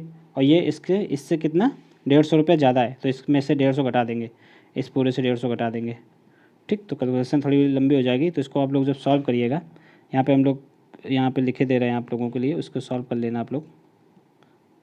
5/100 बराबर 2,000 इंटू 5 इंटू n की वैल्यू निकालनी है अपॉन 100। और ये किससे ज़्यादा, कितनी ज़्यादा है? तो कितनी ज़्यादा है ये? 150 रुपये, मतलब 150 रुपये कम है, तो इससे 150 रुपये घटा देंगे। तो इसको जब सॉल्व करिएगा तो राइट आंसर कितना निकल आएगा इसका? इसका आंसर आप लोगों का 3 आ जाएगा, n बराबर। ठीक है, n बराबर 3 वर्ष। बढ़ते नेक्स्ट है, यदि राशि में हर वर्ष अपनी मूल राशि से मतलब 1.5 भाग में वृद्धि होती है, अगर वर्तमान में 10,000 रुपये है तो 3 वर्ष बाद कुल कितनी हो जाएगी? ठीक, 1.5 मतलब हो रहा है तो कितनी हो रही है, यानी कि 1.5 कितना होता है? 20% के बराबर होता है 1.5। तो 20% के हर बार मान लो वृद्धि हो रही है। अगर कोई चीज़ 10,000 है, ठीक है, हर बार 20% बढ़ रहा है, तो 3 वर्ष में कितना हो जाएगा? तो देखिए इसका 20% हर बार बढ़ेगा। ठीक, तो कितना हो जाएगा? 120%। 10,000 का 120% पहले वर्ष, 10,000 का 120% दूसरे वर्ष, और 10,000 का 120% तीसरे वर्ष मिलेगा। ठीक है, ये नीचे 100 रहेगा सब में। अब इसको जब आप कैलकुलेट करेंगे तो इसमें क्या पूछा गया है? कुल राशि कितनी होगी? तो इसको कैलकुलेट करके निकालिएगा, तो इसकी राशि निकल आएगी 1,72,000 17,280 निकल के आएगी। ठीक है, देखिए यहाँ पे 100 नीचे 100 लिखा है, तो ये 2 0 2 0 4 0 और 4 2 6, ये 100 रहेगा। 6 0 है, 1 0 2 0 3 0 4 0 5 0 6 0। फिर इसको कैलकुलेट कर लेंगे 12 × 12 × 12 को, तो इतना आ जाएगा। ठीक है, बढ़ते नेक्स्ट है, अनिरुद्ध, गुरु, यासीन, महेश ने 60 रुपये प्रति माह पर एक घर किराए पर लिया। ठीक है, अनिरुद्ध ने दूसरों द्वारा दी गई कुल राशि के आधे का योगदान दिया। ठीक, अनिरुद्ध ने जो दूसरे द्वारा यानी कि तीनों द्वारा मिलकर जो इतनी राशि दी गई है उससे आधा किसने दिया? अनिरुद्ध ने। ठीक है, गुरु ने दूसरों द्वारा दी गई कुल राशि का 1/3 दिया। ठीक है, यही चीज़ गुरु में लागू होगी। जो गुरु ने दिया वो अनिरुद्ध, यासीन और महेश से मिलाकर 1/3 भाग के बराबर दिया। ठीक है, और यासीन ने दूसरों द्वारा दी गई कुल राशि का 1/4 भाग दिया। तो महेश ने कितनी राशि का भुगतान किया? ठीक, तो देखिए अनिरुद्ध ने कितना दिया, पहले अनिरुद्ध का निकाल लेते हैं। ठीक है, अनिरुद्ध के योगदान की राशि पूरे का 60 हो जाएगी, तो इसकी कितनी आएगी? 20। इसको आप लोग सॉल्व कर लीजिएगा। इसका अगर आंसर ना आए तो आप लोग बताइएगा। इसका टोटल आंसर इसमें हम लोग बता दे रहे हैं आपको 13 आएगा। ठीक है, थोड़ा लंबा ये क्वेश्चन हो जाएगा। नेक्स्ट है, 8 महिलाएं एक होटल में जाती हैं, उनमें से 7 ने अपने अपने भोजन पर 4 रुपये खर्च किए और 8वीं महिला ने सभी 8 महिलाओं के औसत खर्च से 7 रुपये अधिक खर्च किए। उसके द्वारा खर्च की गई कुल राशि निर्धारित कीजिए। देखिए 8 महिलाएं, 8 में 7 ने तो 4 रुपये खर्च किए, और जो 8वीं ने किए वो 8 महिलाओं के औसत मतलब 8 महिलाओं के जो औसत है उससे 7 रुपये अधिक खर्च किए। ठीक है, तो ये सिंपल सा क्वेश्चन है, आप लोग सॉल्व करिएगा, ये 40 आंसर आ जाएगा। ठीक है, नेक्स्ट है, 8 पुरुष और 6 बच्चे द्वारा एक दिन में किया गया काम 6 पुरुष और 10 बच्चों के द्वारा किए गए काम के बराबर है। अगर सभी को उसके कार्य क्षमता के अनुसार भुगतान किया जाता है तो एक पुरुष और एक लड़के की प्रतिदिन की मजदूरी का अनुपात कितना होगा? तो देखिए यहाँ पे कह रहा है 8 पुरुष और 6 बच्चों के एक दिन का भुगतान 6 पुरुष और 10 बच्चों से के बराबर किए गए काम के भुगतान के बराबर है। तो यहाँ पर पुरुष कितने हो गए, यहाँ पर 8 पुरुष और 6 बच्चे बराबर हो जाएंगे। 8 पुरुष की जगह यहाँ पर लिख लेते हैं मेल और 6 चाइल्ड, तो ये किसके बराबर हो जाएंगे, ये हो जाएंगे 6 मेल प्लस 10 चाइल्ड के बराबर। ठीक है, 6 मेल 10 चाइल्ड के बराबर। तो इससे मेल चाइल्ड का अनुपात निकल आएगा, जितनी उनकी क्षमता निकलेगी उसी अनुपात, जिस अनुपात में कार्य करने की क्षमता होगी उसी अनुपात में मजदूरी बढ़ जाएगी। तो ये कितना हो जाएगा, 8 पुरुष, तो ये इधर आके घट जाएगा 8 में से 6, तो बचेगा 2 मेल, ये उधर जाके घट जाएगा, तो ये कितना बचेगा, 4 चिल्ड्रन। तो 2 मेल बराबर 4 चिल्ड्रन आ गया। तो इनकी क्षमता कितनी आ जाएगी, इनकी क्षमताएँ भी आ जाएंगी। तो ये कट गया, 1 बचा, ये 2 बचा, तो इनकी क्षमताएँ आ जाएंगी मेल और चाइल्ड की, तो कितनी आ जाएंगी, 2:1 में आएंगे। ठीक है, इसी अनुपात में जो वेजेस होगा, मजदूरी होगी, वो भी इसी अनुपात में बटेगी। तो राइट आंसर हो जाएगा ए। नेक्स्ट है देवा, एलिशा, फारूक और गोकुल एक काम, मतलब कोई काम को 9, 10, 12 और 15 दिनों में पूरा कर सकते हैं। एलिशा और फारूक ने काम करना शुरू किया और 4 दिन काम किया और फिर छोड़कर चले गए। देव और गोकुल ने उस बचे हुए कार्य को कितने दिन में पूरा करेंगे। तो देव और गोकुल द्वारा जो कार्य किया गया है जितने दिन, वो पूछा गया है। तो यहाँ पर इसको सॉल्व करने की कोशिश करते हैं। देवा, एलिशा, फारूक और गोकुल, तो ये देवा कितने दिन में करते हैं, 9 दिन में। देव कितने दिन में, 9 दिन में, 10 दिन में, ये 12 दिन में, गोकुल 15 दिन में। इन सबका एलसीएम ले लीजिए आप। जब इनका एलसीएम लेंगे तो इनका एलसीएम कितना आएगा, एलसीएम लेके बताइए कितना आएगा। इनका एलसीएम आएगा 15 दूनी 30, 1 मिनट, इनका एलसीएम आप लोग निकाल लीजिएगा।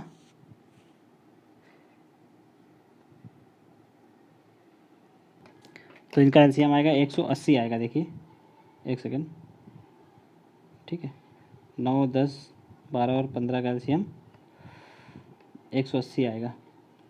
तो ये हो गया, मान लीजिए कामों की टोटल संख्या, 180 काम करने। अगर देव अकेले करेगा तो कितने दिन में कर देगा 180 काम, तो ये 20 दिन में कर देगा। अगर एलिसा अकेले करेगी काम तो कितने दिन में कर देगी, 18 दिन में कर देगी। अगर फारूक अकेले काम करेगा तो कितने दिन में कर देगा, तो कितने दिन में कर देगा, 15 दिन में कर देगा। और अगर गोकुल अकेले काम करेगा तो कितने दिन में कर देगा, 12 दिन में कर देगा। तो इसमें क्वेश्चन में कहा गया है कि एलिसा और फारूक ने एक साथ काम करना शुरू किया और 4 दिन किया।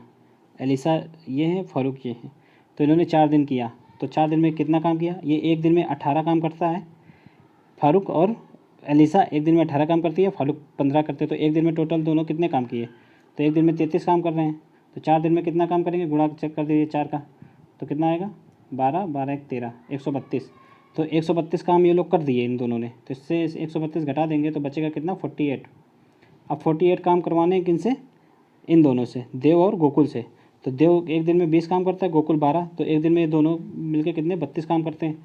तो जब एक दिन में 32 करते हैं तो 48 काम कितने दिनों में करेंगे, तो 48/32 हो जाएगा। ये कितना निकल के आएगा, 1.5 आ जाएगा। ठीक है, इसका राइट आंसर।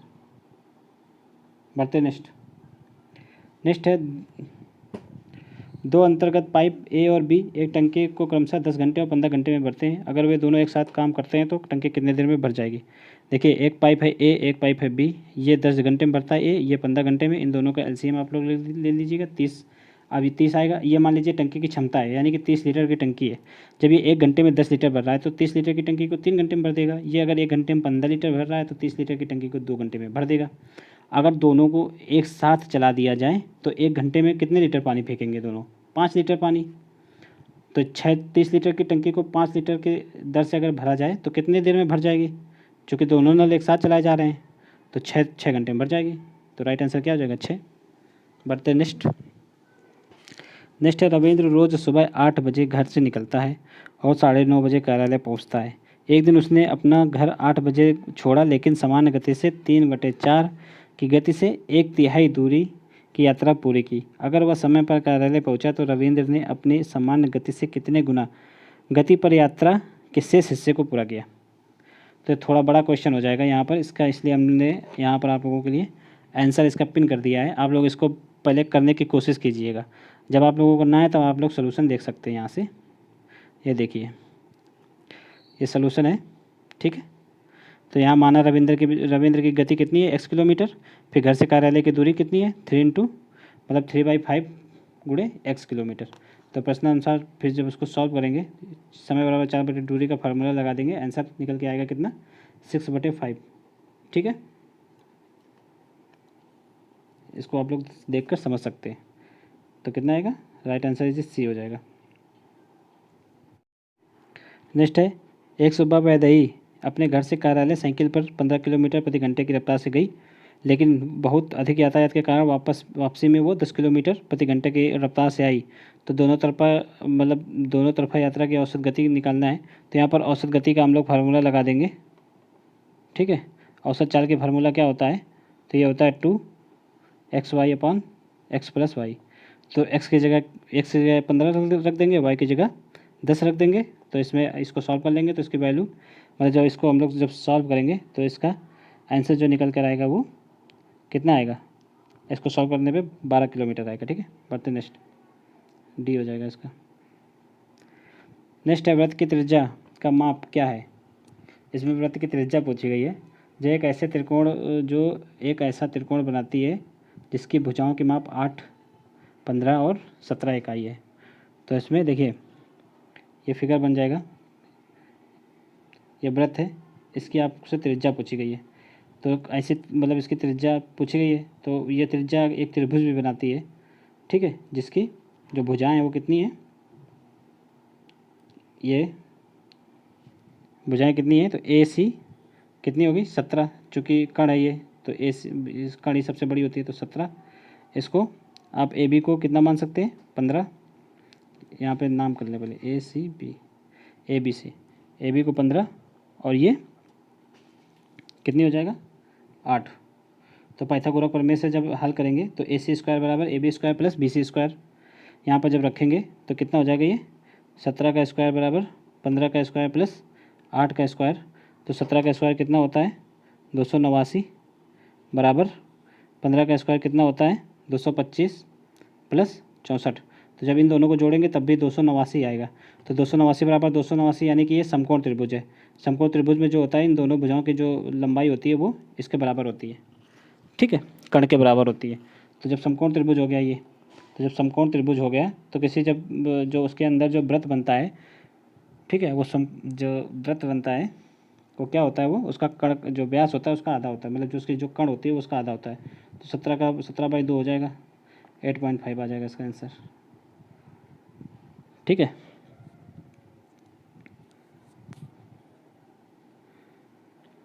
बढ़ते नेक्स्ट है, एक आयताकार कमरे की लंबाई, चौड़ाई और ऊंचाई 15, 10 और 12 फुट है। तो उसमें एक दरवाज़ा 6x4 फुट का और दो खिड़कियां हैं 5 x 5 फुट की माप की हैं। तो यदि 14 प्रति वर्ग फुट की दर से दरवाजे, खिड़कियां और छत और फर्श को छोड़कर कमरे का आंतरिक दीवारों की रंगाई की जाती है तो कितना खर्च आएगा। अब यहाँ देखिए करना क्या है, आप लोगों को कमरे का मतलब जो क्षेत्रफल का फार्मूला लगा दीजिए। तो यहाँ से कमरे का क्षेत्रफल निकल आएगा। फिर उसके बाद कमरे के क्षेत्रफल में जो दरवाज़ों का क्षेत्रफल और खिड़कियों का क्षेत्रफल निकलेगा उसको घटा देना है। ठीक है, पहले सबका फार्मूला मतलब सबका क्षेत्रफल निकालना है, फिर कमरे के क्षेत्रफल से दरवाज़ों का और खिड़कियों का क्षेत्रफल जोड़ के घटा देना है, चूँकि दरवाजे और ये इन पर पुताई नहीं होनी है। तो फिर जो जितना निकलेगा तो उसको उसमें 14 का गुणा कर देना है, तो राइट आंसर आ जाएगा आप लोगों का। ठीक है, तो दीवारों के क्षेत्रफल का फार्मूला यहाँ पे क्या होगा, 2 गुणे लंबाई गुणे चौड़ाई। ठीक है, प्लस मतलब लंबाई प्लस चौड़ाई प्लस ऊंचाई, सॉरी गुणे ऊंचाई होता है। तो जब आप इसको सॉल्व करेंगे तो कितना आ जाएगा, 600 वर्ग किलोमीटर। ठीक है, 600 वर्ग फुट आएगा।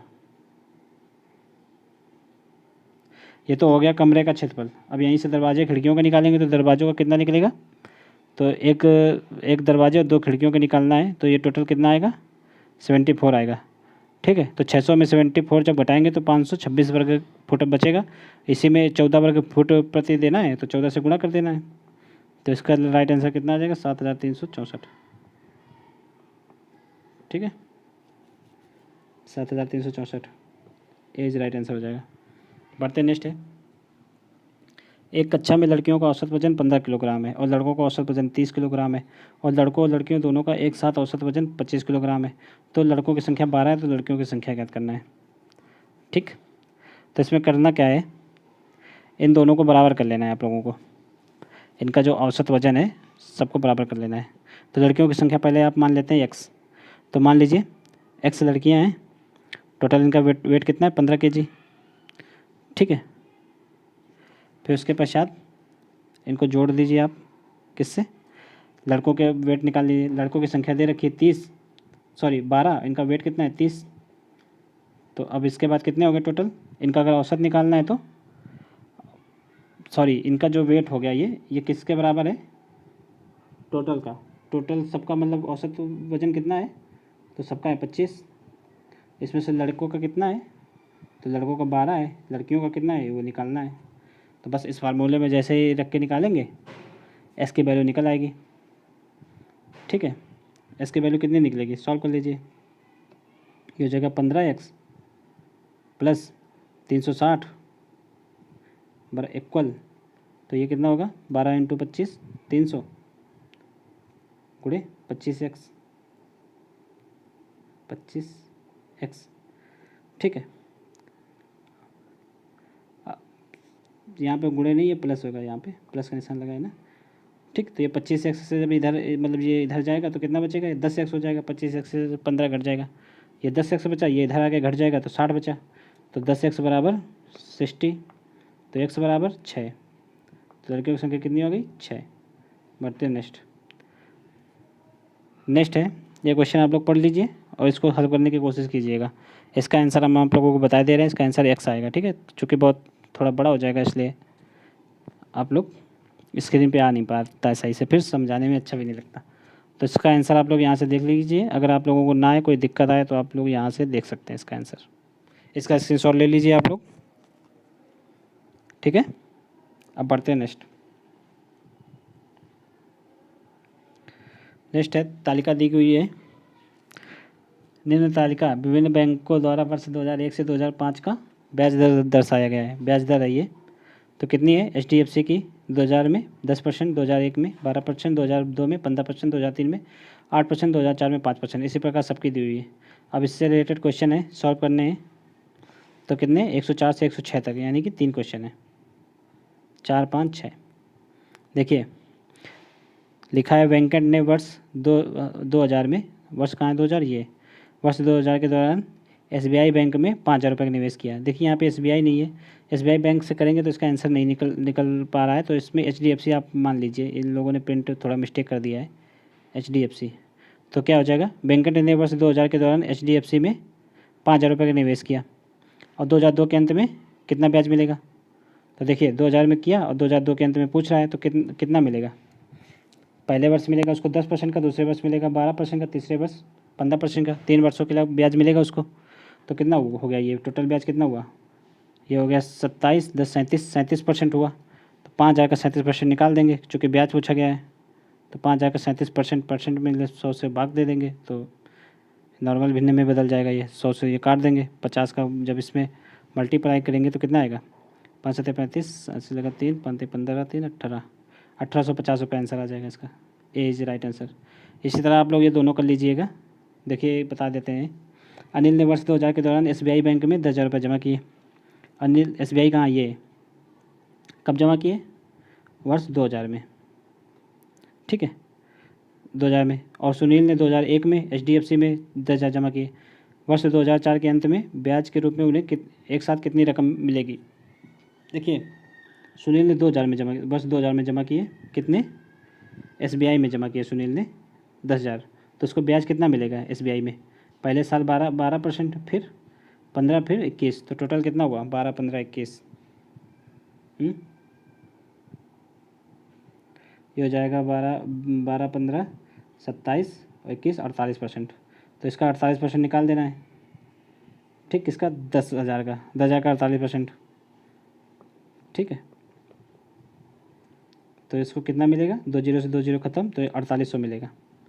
तो ये हो गया सुनील का, अनिल का। अनिल को 4800 मिलेगा। ठीक है, ब्याज। अब यहाँ पे निकाल लेते हैं हम लोग, सुनील को कितना मिलेगा, इसने कब जमा किया पैसा, तो 2001 में जमा किया, इसको भी 2004 तक मतलब इसके पैसे में ब्याज मिलेगा। तो इसने भी 10,000 जमा किए, तो इसने किस बैंक में जमा किए, तो HDFC में जमा किए। ठीक है, HDFC में। अब यहाँ पे देख लेते हैं कितना परसेंट ब्याज बन रहा है टोटल, 12%, 15%, 12, 15, 27। ठीक है, 27, 8, 35, 5, 40। तो इसको 40% का ब्याज मिलेगा। इसको फ्रैक्शन में बदलने के लिए 100 से भाग दे देंगे। इसके मतलब जो मूलधन है वो भी 10,000 है, तो इससे ख़त्म। तो कितना आएगा ये, 4,000। तो 4800 उसको मिला था, उसको मतलब अनिल को, और 4,000 सुनील को मिला। 48,000 और 4800 और 4,000 कितना हो जाएगा, 8800। ठीक, राइट आंसर क्या होगा, बी। बढ़ते नेक्स्ट है। नेक्स्ट भी उसी से संबंधित क्वेश्चन है, तो आप लोग इसको लगाने की कोशिश कीजिएगा। ठीक है, आसानी से लग जाएगा उससे चार्ट सारणी से देखकर। और फिर इसका आंसर आप लोग कमेंट बॉक्स में करके बताइएगा। ठीक है, कितना आ रहा है। नेक्स्ट है, देखिए इसका आंसर कमेंट बॉक्स में बताइएगा। और पहले आप लोगों को हमने हिंदी का पैसेज दे रखा है, उसका बताइएगा। ठीक है, नेक्स्ट है, 1850 और 2050 के बीच कितने अर्धवर्ष हैं। अर्धवर्ष मतलब लीप वर्ष। लीप वर्ष कितने वर्षों में एक बार आता है, 4 वर्षों में। इन दोनों के बीच के वर्ष निकाल लेने, टोटल कितने, 199 वर्ष होंगे इन दोनों के बीच, चूँकि बीच में पूछा गया है। और टोटल 4 से भाग दे देंगे तो कितना आएगा, 49 आ जाएगा।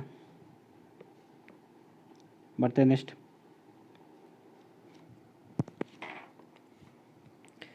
ये देखिए समुच्चय वाला क्वेश्चन है, तो इसको आप लोग हल कर लीजिएगा। ठीक है, इसका आंसर हम लोग आप लोगों को दिखा देते हैं। इस तरह से ये हल होगा। ठीक है, पहले ए डॉट की वैल्यू निकालेंगे, फिर बी की निकालेंगे, फिर इन दोनों का फार्मूला लगा के आंसर निकालेंगे तो 10 आएगा। ठीक है, बढ़ते हैं नेक्स्ट है, समूह 1 को समूह बी में लड़कों और लड़कियों की संख्या का अनुपात 3:1 और 2:5 है। ठीक है, समूह ए में कितना है, समूह ए में लड़कों और लड़कियों का अनुपात, यहाँ पे बॉय लिख लेते हैं। 1 मिनट, ये बॉय हो गया, ये गर्ल हो गई। समूह ए में कितना अनुपात है, 3:1। समूह बी में 2:3। टोटल कितने हो जाएंगे, 5:4 का अनुपात है। तो लिखा है कि समूह ए में समूह ए से छात्रों के चुने जाने की संभावना 2/3 है। तो चयनित छात्र में लड़का होने की संभावना ज्ञात कीजिए। छात्र नेता का चयन करना है यहाँ पर। ठीक है, तो देखिए, तो इसमें अगर संभावना ज्ञात करनी है तो कितनी हो जाएगी, टोटल कितने हैं, टोटल 9 हो गए। ठीक है, और चूँकि लड़के की संभावना देखनी है तो लड़कों की संख्या कितनी है, 5। ठीक है, 5। तो ये 5 प्लस टोटल निकाल दे, लड़कों लड़कियों की संख्या लिख देनी है, तो 5/9 हो जाएगा। राइट आंसर क्या हो जाएगा, 5/9, बी। बढ़ते नेक्स्ट है, अगर निम्नलिखित आंकड़ों का बहुलक 62 है तो ज्ञात करें कि रिक्त स्थान पर कौन सा पद आएगा। बहुलक का मतलब जो इनमें सबसे ज़्यादा हो, तो इनमें गिन लेंगे सबसे ज़्यादा क्या होगा। बहुलक बता ही रहा है 62 है, तो 62 की संख्या ज़्यादा होनी चाहिए। देखिए 62 कितनी बार है, 1, 2, 3, 4, 5, 5 बार 62 है। एक्स की वैल्यू निकालनी है। 63 कितनी बार है, 1, 2, 3, 4, 5 बार 63 भी है। दो तो, और 60 कितना बार है, 1, 2, 3, तो ये सब तो कम ही बार है। तो देखिए 5 बार 63 भी है, 5 बार 62 भी है। चूँकि बहुलक 62 है तो यहाँ पे 62 ही आ जाएगा। ठीक है, चूँकि 62 को ज़्यादा बार लिखना है ना, बहुलक का मतलब जो ज़्यादा बार हो, तो यहाँ पर 62 आ जाएगा। तो 62 कितने बार हो जाएगा, 6 बार हो जाएगा। तो यही बहुलक हो जाएगा। इसका मान आप लोगों को ज्ञात करना है x/y का। तो इसमें देखिए इसका गुणा करना पड़ता है, पास वाले का दूर वाले का। तो क्या हो जाएगा, x/5 बराबर y/4। ठीक है, y इधर आ जाएगा तो x/y, ये उधर चला जाएगा तो 4/5। तो x/y का कितना हो गया, 4/5 हो जाएगा। Right answer B. बढ़ते नेक्स्ट है, एक आदमी, एक औरत और एक लड़का किसी काम को क्रमशः 3, 6 और 24 दिनों में कर सकते हैं, तो कितने लड़कों को एक दिन में एक आदमी और एक महिला को काम पूरा करने के लिए सहायता करना चाहिए।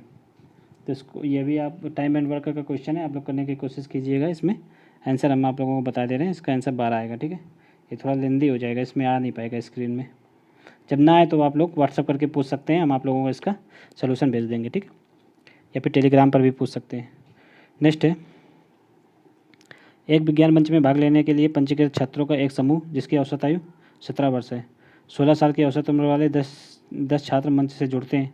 उनकी वजह से सभी छात्रों का औसत उम्र कितनी हो जाती है, 16.5 साल हो जाती है। ठीक है, छात्रों की प्रारंभिक संख्या ज्ञात करना है जिन्होंने मंच पे पंजीकरण कराया था। तो ये भी थोड़ा लेंदी हो जाएगा क्वेश्चन, इसका भी आप लोगों को सलूशन दिए दे रहे हैं। इसका राइट आंसर होगा कितना, 10 होगा। ठीक है, प्रारंभिक पंजीकरण छात्रों की संख्या कितनी होगी? 10। ये देखिए यहाँ पे सोल्यूशन है, आप लोग सोल्यूशन देख सकते हैं, पिन कर दिया हमने आप लोगों के लिए सोल्यूशन, सब पिन कर रखे हैं सब जगह पे, तो इसको आप लोग देख लीजिए। ठीक है, छात्रों की संख्या एक समान के करेंगे तो कुल छात्र कितने हो जाएंगे? 17 आए थे तो 17x हो जाएगा, 10 आ गए थे ना। एक मिनट, फिर इसको सॉल्व कर लेंगे तो 10 आ जाएगा। बढ़ते हैं नेक्स्ट। आप लोग स्क्रीनशॉट ले लीजिए इन सब का, ताकि आप लोगों के करने में कोई दिक्कत ना हो। ठीक है, तो ये भी देख लीजिए। एक समबाहु त्रिकोण की प्रत्येक भुजा की लंबाई 4 इकाइयों में वृद्धि की जाती है, तो क्षेत्रफल में 16√3 मतलब वर्ग इकाई की वृद्धि हो जाती है।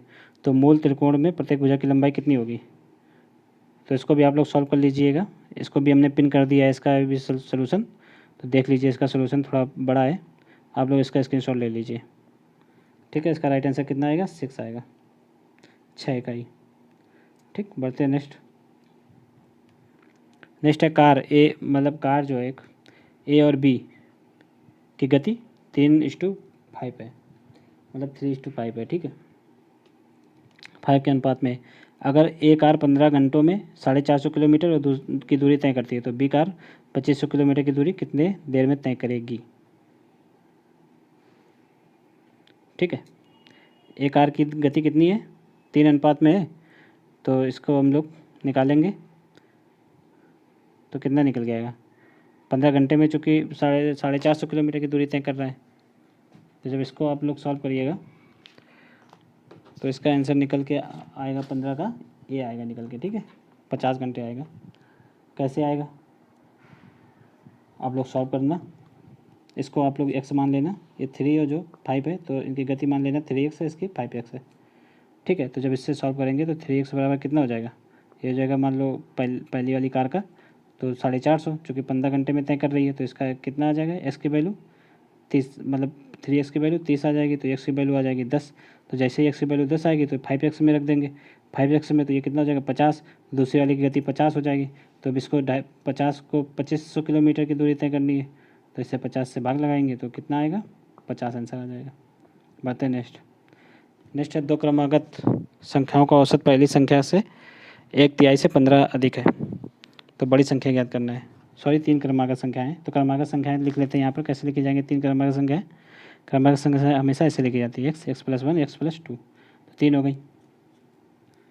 ठीक है, तो इन सब का क्या है? का औसत पहली संख्या के 1/3 से 15 अधिक है, तो इनका औसत के लिए 3 कर देंगे, तो इनका औसत कितना है? इन सबको बराबर करके बराबर के उस पार क्या लिखेंगे हम लोग? तो बराबर के उस पार लिखेंगे जो संख्या है उसका ये कितना है, मतलब उसका 1/3 का 15 अधिक है। तो जब इसको सॉल्व करेंगे तो x की वैल्यू यहाँ से निकल आएगी। ठीक है, जैसे ही x की वैल्यू निकलेगी, x की वैल्यू आपको 21 में निकलेगी, तो 21 को रख देंगे। सबसे बड़ी संख्या पूछा क्या है? बड़ी संख्या क्या है? x+2, तो यहाँ पर कर देंगे 21+2 बराबर 23, आंसर हो जाएगा 23। नेक्स्ट है सबसे बड़ी संख्या ज्ञात करें जो 1800 से छोटी और 6, 12 और 18 से विभाजित हो।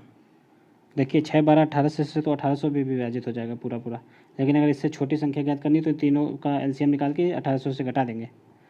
ठीक है, इन तीनों का जब हम एलसीएम निकालेंगे तो एलसीएम आएगा हमारा 36, 18 और इनका 36। अब 1800 से 36 से घटाएंगे तो कितना आएगा? 1200, मतलब 1764 आ जाएगा। नेक्स्ट है 300 का 80% और 25 का 3/5%, सॉरी 4/5% में कितना अंतर है? तो देखिए यहाँ पे निकाल लेते हैं हम लोग। 300 का 80%, तो इसको समान भिन्न में बदलने के लिए 100 से भाग, 1 मिनट यहाँ पे सही से वर्क नहीं हो पा रहा है, 100 से भाग लगा देंगे और इन दोनों में अंतर निकालना है कितना? 25 का 4/5 कितना होगा? अब इसको जब सॉल्व कर लेंगे आप लोग, अब तो ईजी हो गया।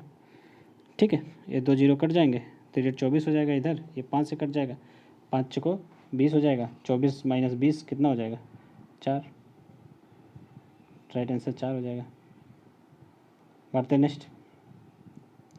कुछ श्रमिक एक काम को 60 दिन में पूरा कर सकते हैं और 8 श्रमिक और मतलब अगर 8 और श्रमिकों को नियुक्त किया जाता है तो वे काम को पूरा करने में 10 दिन अधिक लेते हैं, तो श्रमिकों की असल संख्या क्या होगी?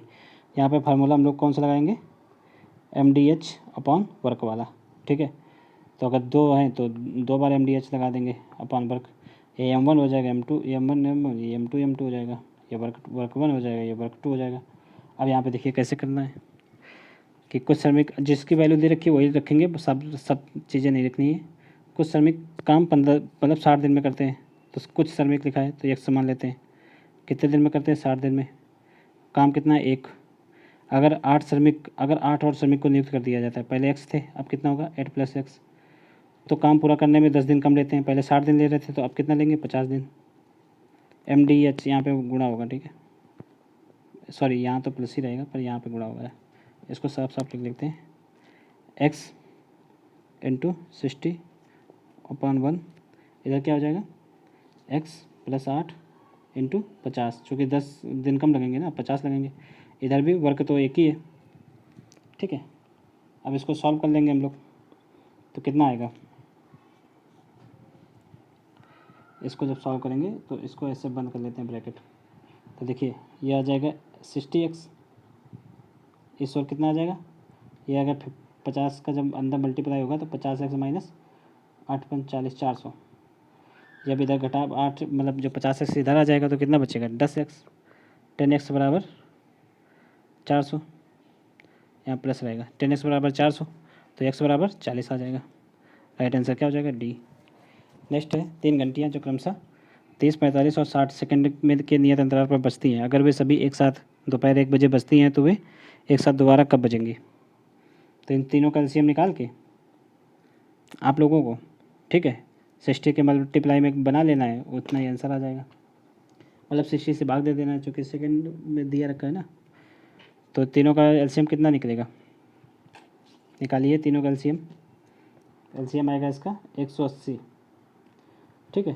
तो 180 में कितने मिनट होते हैं, तो 3 होते हैं।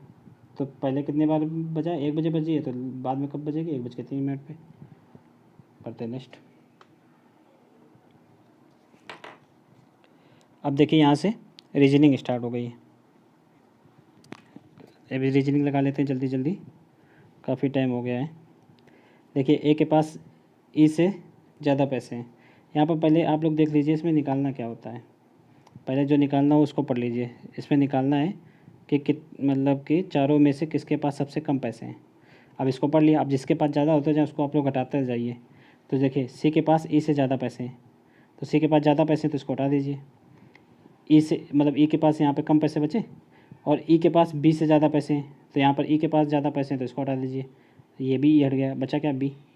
लिखा सी ए से ज़्यादा, ए के बाद दूसरा पैसे वाला है, तो ए तो सी से भी ज़्यादा पैसे वाला है, सी ऑलरेडी पैसे वाला था, ए तो पहले नंबर पे आ जाएगा, तो ये भी हट गया कि चूँकि सबसे कम पूछा गया तो क्या आ जाएगा, बी।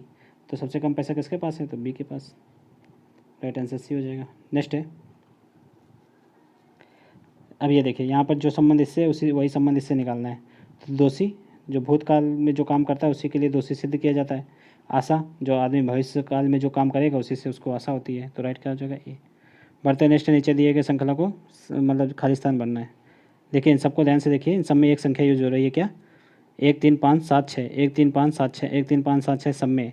तो इसमें देख लेते हैं 1 3 5 7 6 जिसमें होगा वही आंसर होगा। देखिए इसमें 1 3 5 7 6 तो है, पर इसमें 3 3 2 बार है, तो ये गलत हो जाएगा। इसमें 1 3 5 7, इसमें 1 3 5 7, इसमें 6 नहीं है तो ये गलत हो गया।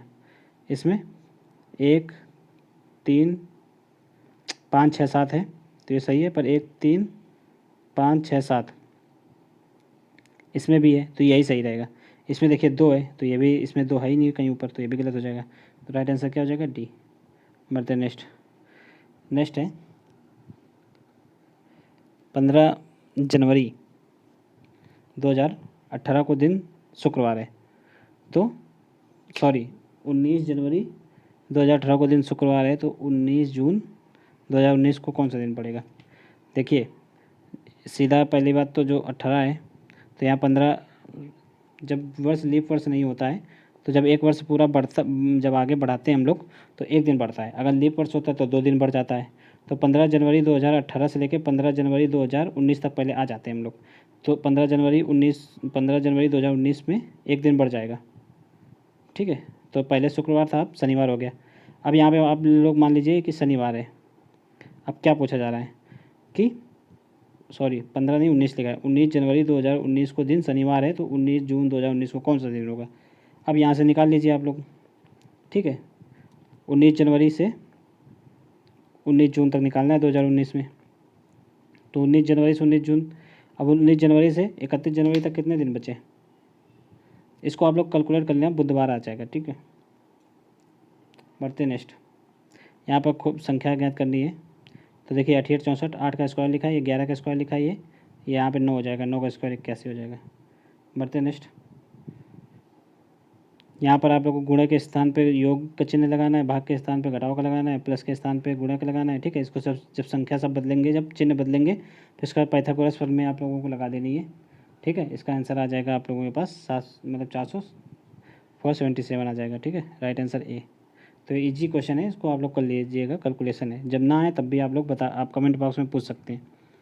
अंकों में निम्नलिखित समूह में से कितने ऐसे 6 हैं जिनके पूर्ववर्ती 9 और पूर्ववर्ती 9 और प्रवर्ती भी 9 हो। तो 6 ऐसे कितने जिनके पहले भी 9 हो, बाद में भी 9। तो ये 6 में देखिए पहले 6, तो ये तो गलत हो गया, पहले भी 9 होना चाहिए, बाद में भी 9 होना चाहिए। तो ऐसा है कि ये 6, एक 6 ये हो गया, एक 6 ये 2, तो ऐसे 2 6 हैं, ठीक है। और किसी के आगे पीछे 9 नहीं है, तो इसका राइट आंसर क्या हो जाएगा, डी। बढ़ते नेक्स्ट,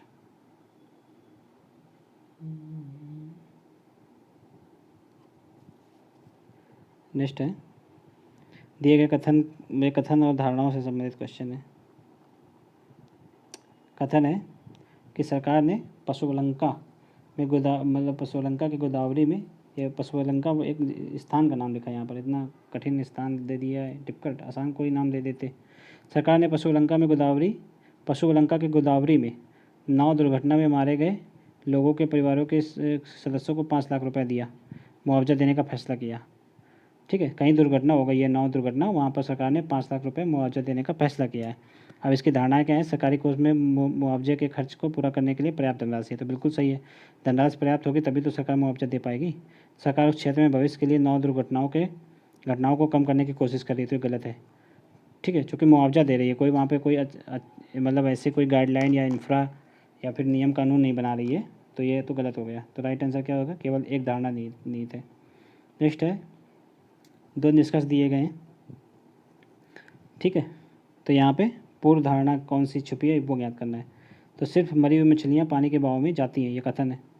धारणा है कि जीवित मछलियाँ कभी पानी के बहाव में के साथ नहीं जाएंगी, तो कभी लिखा है। तो जैसे कोई स्ट्रीम सेंटेंस आ जाए कि कभी, केवल, तो वो ज़्यादातर गलती हो जाते हैं। लिखा है कभी नहीं प्रवाह के साथ जाती, तो ऐसा थोड़ी ना है, मछली तो जीवित है तो प्रवाह के साथ भी जाएगी, प्रवाह के विरुद्ध भी जाएगी, तो ये तो गलत हो गया। किसी मनुष्य को खुद सोच समझ कर निर्णय लेना चाहिए, इसका तो कोई संबंध ही नहीं है इस कथन से, तो ये भी गलत हो गया। तो राइट आंसर क्या होगा, कोई भी नीत नहीं है, डी। नेक्स्ट है, नेक्स्ट देख लीजिए, ये मतलब तेलंगाना में किसी इंटरमीडिएट कॉलेज में प्रवेश पाने के लिए मापदंड दिए गए हैं। तो इसमें पूछा क्या गया है, पूछा गया है कि दीपक को प्रवेश मिलेगा कि नहीं, ठीक है। तो ये जो है शर्तें हैं, कंपनी की शर्तें लिखी हैं ऊपर, फिर नीचे उस छात्र की जो योग्यता है वो लिखी है, फिर आप लोगों को कैलकुलेट करके पूरा बता देना है कि नौकरी मिलेगी कि नहीं मिलेगी, ठीक है। तो काफ़ी लेंदी है, आप लोग पढ़ के आराम से बता सकते हैं। अगर फिर भी ना आए तो हमने आप लोगों के लिए यहाँ पे पिन कर रखा है आंसर, उसको देख लीजिए आप लोग, ये निकल के आया आंसर। दीपक के प्रवेश की दी गई शर्त है, ठीक है। दीपक को अंततः प्रवेश मिल जाएगा, आप लोग ये कोशिश करिएगा कि प्रवेश मिल जाए हल करते समय। प्रवेश मिल गया तो क्वेश्चन हल हो जाएगा, ठीक है। आंसर ए हो जाएगा इसका। बढ़ते हैं अब नेक्स्ट, निम्नलिखित जानकारी का ध्यान से अध्ययन करें और निम्नलिखित पर सवाल उनके सवाल का जवाब दें। अब देखिए ये काफ़ी टिपिकल सवाल होता तो टिपिकल नहीं पर थोड़ा लेंदी होता है। इसमें जो मतलब ये जैसे इसको हल किया गया है उसी तरह इसको भी हल करना होता है, ठीक है। तो ये चरण है इसको सॉल्व करने के। तो जो संरचना इसमें अपनाई गई है वही संरचना आपको नीचे अपनानी है, इसमें कोई दिमाग नहीं लगाना है, बस संरचना अपनानी है। कैसे, जैसे मान लो ये है 49 पोलन, ठीक है, 92 फ्लावर 2 एंथर, 6 स्टेमन और 60। तो अब दूसरे स्टेप में क्या हो रहा है, 92, 49 पोलन फ्लावर। अब हुआ क्या इसमें, 92 पहले आ गया इसमें और पोलन फ्लावर एक जगह आ गया। तो जो चीज़ हो रही है ऊपर वही आप लोगों को हल करते समय करना है बस, ठीक है। बस वैल्यू चेंज होगी, वैल्यू तो चेंज हो ही जाएगी क्योंकि जो कि क्वेश्चन है। तो लिखा है उपरोक्त चरणों का पालन करते हुए नियमों के अनुसार नीचे दिए गए इनपुट के अंतिम चरण तक पहुंचने के लिए कितनों चरणों की ज़रूरत होगी। अंतिम चरण में देखिए क्या है, यहाँ पर अंतिम चरण में संख्याएं सारी एक जगह हो गई हैं और जो वर्ड हैं वो एक जगह हो गए हैं। तो यहाँ तक पहुँचने के लिए ये आप लोगों को इक्वेशन दे रखी है, यहाँ तक पहुँचने के लिए कितने चरण लगेंगे वो आप लोगों को हल करके बताना है, ठीक है। नेक्स्ट है उपरोक्त नियम का पालन कीजिए। फिर उसके बाद इनपुट के तीसरे चरण के बाएं से चौथा तत्व कौन सा होगा। देखिए तीसरे चरण के, ये तीसरा चरण आप लोग जब हल करेंगे तो कुछ ऐसा आएगा। तो बाएं का चौथा, ये बाएं हो गया इधर से राइट होता है, बाएं का चौथा क्या है 0.2 है। तो उसी तरह जब आप इसको सॉल्व करेंगे तो इसमें भी कुछ निकल के आएगा इस इक्वेशन में। तो आप उसका आंसर बताइएगा, ठीक है, ऊपर वाला नहीं बताना है आप लोगों को। बढ़ते हैं, नेक्स्ट है उपरोक्त चरणों में दिए गए नियमों के अनुसार इनपुट के तीसरे चरण के में बाएं सिरे से चौथे के दाएं में तीसरे तत्व का पता लगाना है, ठीक है। सेम ये भी है, फार्मूले का उसी का पालन कीजिएगा। और अगर फिर भी आंसर ना निकले तो आंसर हमने यहाँ पर पिन कर दिया है, आप लोग देख लीजिएगा, ठीक है। यहाँ तक आप लोगों को पहुँचना है। उस इक्वेशन का अंतिम चरण ये होगा, ठीक है। उस इक्वेशन के तीसरे चरण में बाएं का चौथा जो वर्ड होगा 34 होगा। उसी इक्वेशन के तीसरे चरण में जो बाएं का दूसरा ये होगा। अब बढ़ते हैं नेक्स्ट। नेक्स्ट क्या है, नेक्स्ट देखिए कथन निष्कर्ष वाले क्वेश्चन है। यहाँ पर देखिए लिखा है सभी टीवी कैमरे हैं, सभी कैमरे टीवी हैं। तो यहाँ पे कैमरा आ जाएगा, यहाँ पे टीवी आ जाएगा, ठीक है। नेक्स्ट है कि कुछ कैमरे मोबाइल हैं, कुछ कैमरे ऐसे बन जाएगा, ये कुछ कैमरे मोबाइल हैं तो ये मोबाइल का सिंबल हो जाएगा।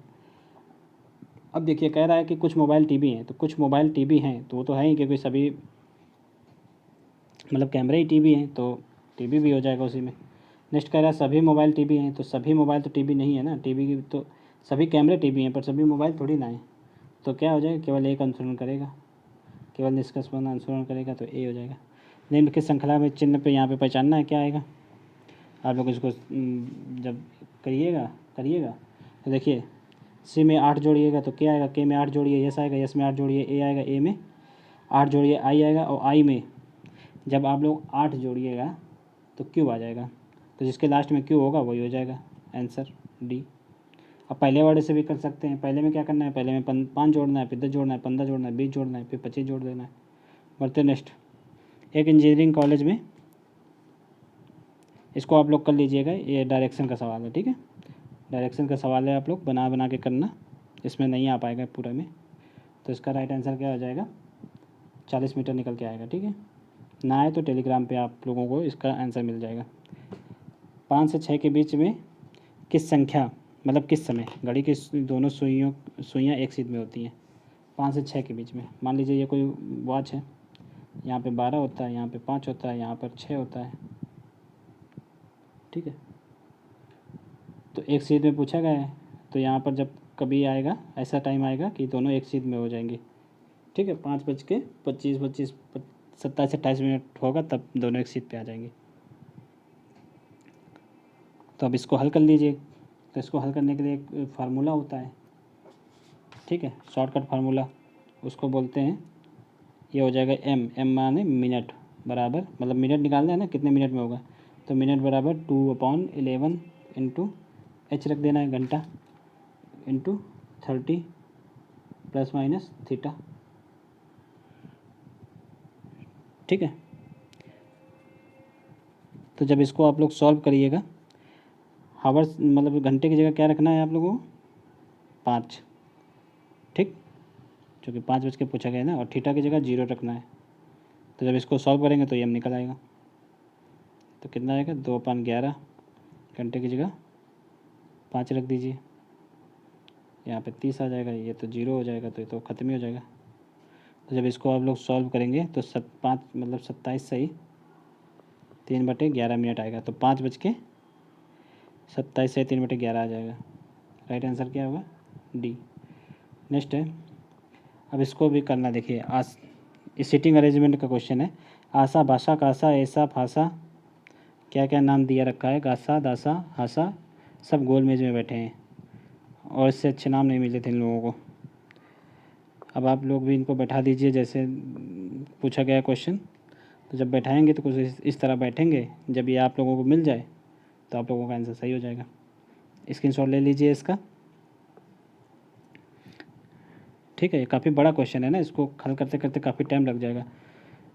तो अब बढ़ते हैं नेक्स्ट है, इसमें आप लोगों को ये जहाँ क्वेश्चन मार्क है इसमें भरना है, क्या आएगा।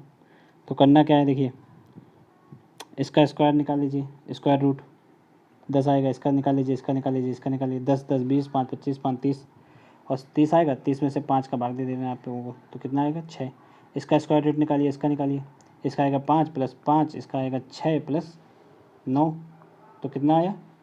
9 6 15 5 20 5 25। तो इसको जब 5 से भाग देंगे तो 5 आएगा। तो बस अब इसका निकाल लीजिए, कितना आएगा? 7 + 6 + 3 + 4। तो जब इसको जोड़िएगा तो कितना आएगा? 4 3 7 6 13, 13 6 20। जब 20 को 5 से डिवाइड करिएगा तो कितना आएगा? 4 आ जाएगा इसका आंसर सी। नेक्स्ट है, यहाँ पे श्रृंखला में यहाँ पर भी आप लोगों को सीरीज को कंप्लीट करना है। ठीक है, तो इसमें करना क्या है आपको? 9 3 27 + 4, 3 × 4 हो जाएगा। ठीक है, इसमें 3 × 4 गुणा 3 का करना है +4 करना है, मतलब इसमें से 9 में 3 का गुणा करके 4 जोड़ते जाना है। फिर 31 में 3 का गुणा करके 4 जोड़ना है तो 97 आ जाएगा। उसी तरह जब 295 में 3 का गुणा करके जब आप लोग 4 जोड़ेंगे तो 2671 आ जाएगा। नहीं, 2671 तो लास्ट में है, 889 आएगा, 889। पढ़ते नेक्स्ट है कि कौन सी आकृति इनमें फिट नहीं बैठती है। तो देख लीजिए आप लोग, इसको जब करेंगे तो इसका राइट आंसर ए निकल के आएगा, 1 नंबर, क्योंकि इसमें 2 तीर हैं और किसी में कोई भी संख्या का दोहराव नहीं है। बाकी में आप लोग ध्यान से देख लीजिएगा, राइट आंसर सी हो जाएगा। नेक्स्ट है, उस संख्या का चयन कीजिए जो नीचे दिए गई संख्या के अनुरूप नहीं है। ठीक, तो रीजनिंग आसान होती है, आप लोग कर लीजिए। हम आंसर बता दे रहे हैं क्योंकि काफ़ी टाइम हो रहा है, बड़ा वीडियो हो जाएगा तो फिर थोड़ी दिक्कत हो जाएगी, अपलोडिंग में भी हो जाती है। तो देखिए इसमें क्या आ जाएगा, इसमें जो असंगत है वो पहचानना है आप लोगों को।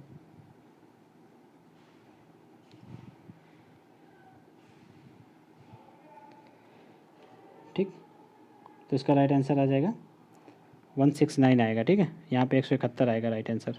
अब इसको किया कैसे गया है, देखिए इसमें 6 का 2 से गुणा कर किया गया है, तो 6 दूनी 12 हो गया है, फिर 5 जोड़ दिया गया है। 17 में 2 का गुणा किया गया है, 17 दूनी 34, फिर 5 जोड़ दिया गया है तो 39 हो गया। 39 में 2 का गुणा किया गया है तो 78 हो गया, फिर 5 जोड़ दिया गया तो 83 हो गया। 83 में 2 का गुणा करके 5 जोड़ेंगे तो 171 आ जाना चाहिए। बढ़ते नेक्स्ट, यहाँ पे 169 दे रखा है। अब ये कागज़ है, इसको अगर मोड़ेंगे आप लोग इस तरह, इधर को मोड़ देंगे इस साइड को, तो कैसी आकृति बनेगी? ऐसी बनेगी, क्योंकि ये त्रिभुज ऊपर को है नीचे को है तो स्टार टाइप बन जाएगा, ये इस गोला के अंदर चतुर्भुज बन जाएगा। ठीक है, तो क्या आ जाएगा इसका? ए आ जाएगा। अब यहाँ पे देखिए ये एक श्रृंखला दी रखी है, इसमें जो खाली स्थान है उसको बनना है 144 में। तो क्या करना है आप लोगों को, इसका जो संबंध होगा वही इसका इससे संबंध होगा। तो पहले इसका संबंध निकाल लेते हैं। इसका क्या संबंध है? इसका संबंध है कि इसमें पहले -3 हुआ है, फिर +3 हुआ है, फिर -3 हुआ है, फिर +3 हुआ है।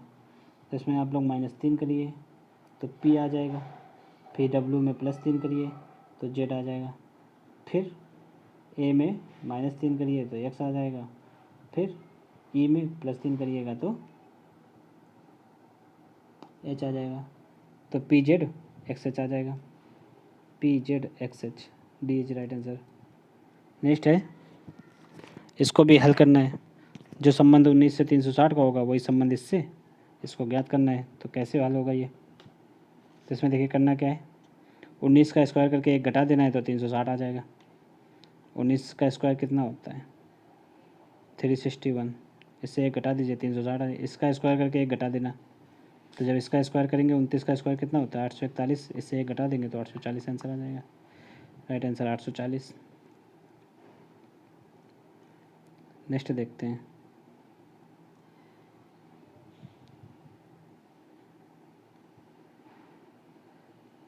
नेक्स्ट है, क्या विदेश में काम कर रहे सभी भारतीय वैज्ञानिक को भारत वापस बुला लेना चाहिए?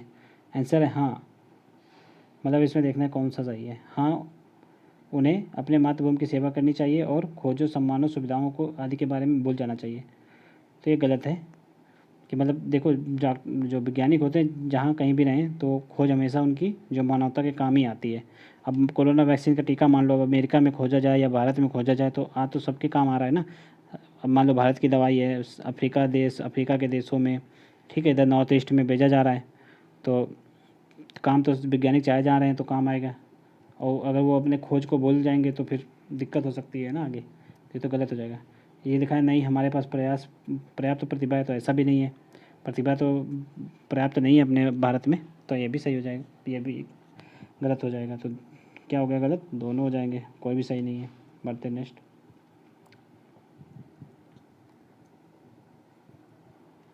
नेक्स्ट है कि एक बस्ती में 30 से 55 आयु वर्ग के लोग हैं, इनको श्रेणी में वर्गीकृत किया गया है। देखिए ये जो गोले के अंदर है वो सरकारी नौकरी पाने वाले हैं, नौकरी करने वाले हैं।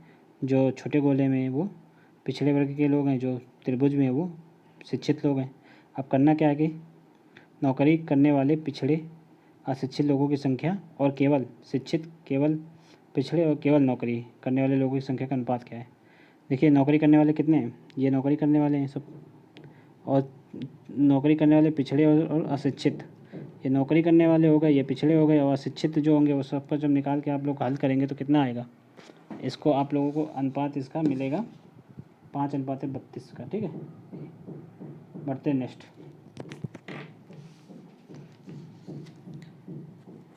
नेक्स्ट देखिए, इसमें जो संबंध इसका है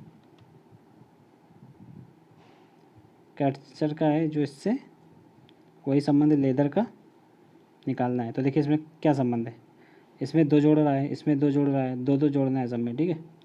फिर उसके बाद लेदर में भी क्या करना है आप लोग, 2 जोड़ देना है। एल में 2 जोड़ोगे तो क्या आएगा? एन आएगा, ठीक है। इसी प्रकार सब जब 2 जोड़ के आप लोग निकालेंगे तो इसका राइट आंसर आ जाएगा आप लोगों का डी, ठीक है। 2 जोड़ के बना लीजिएगा। नेक्स्ट है, अब ये वर्ड दिया है, इसको अब आप लोग जब क्रम से लगाएंगे तो कोई एक ऐसा वर्ड बनेगा जिसका कोई अर्थ निकल रहा होगा। तो वो क्रम में पूछा गया है, फिर क्रम कैसे लगेगा, तो इससे एक वर्ड बनेगा एडहेसिव, एडिशन बनेगा। एडिशन मतलब क्या होता है? एडिशन मतलब होता है असंजन होगा, ठीक है। तो अब एडिसिव में कौन कौन से वर्ड कहाँ पे आ रहे हैं उसको आप लोगों को बता देना है, जैसे कि देख लीजिए आप लोग बता देते हैं हम आपको, ठीक है। एडिशन, तो ए यहाँ पे कितना है? 2 नंबर पे है तो यहाँ पहले 2 आ जाएगा। फिर डी कितने नंबर पे? 3 पे, तो 3 आ जाएगा। ओ कितने नंबर पे? ये ओ है यहाँ पे 4 नंबर पे, तो 4 आ जाएगा। तो इस तरह आप लोग जब संख्या मिलाएंगे तो इसका आंसर आ जाएगा आप लोगों का, ठीक है, सी नंबर। बढ़ते नेक्स्ट। नेक्स्ट है, एक बस जब चली तो उसमें निश्चित संख्या में कुछ यात्री बैठे थे। पहले स्टॉप पर बस से आधे यात्री उतर कर 35 यात्री चढ़ गए। फिर दूसरे स्टॉप पर 1/5 उतर गए और 40 चढ़ गए। इसके बाद कुल 80 यात्री बचे, तो बिना रुके गंतव्य स्थान तक पहुँच गए। बताइए कि आरंभ में बस में कितने यात्री चढ़े थे? तो जब इसको आप सॉल्व करेंगे, काफ़ी लंबी सवाल है, तो सॉल्व करेंगे तो इस तरह हो जाएगा, आप लोगों को निकल आएगा आरंभ में कितने चढ़े थे। आरंभ में 30 आंसर आ जाएगा आप लोगों का। इसको आप लोग हल कर लीजिएगा, 30 आ जाएगा। अब इसमें देखिए क्या करना है, आकृति दी गई है, इसके पश्चात कौन सी आकृति बनेगी वो आप लोगों को पहचानना है। कौन सी आकृति दिए गए प्रश्नवाचक समूह के प्रश्न के स्थान पर आनी चाहिए? तो कौन सी आएगी? देखिए ये वाली आकृति आएगी, ठीक है। बढ़ते हैं नेक्स्ट।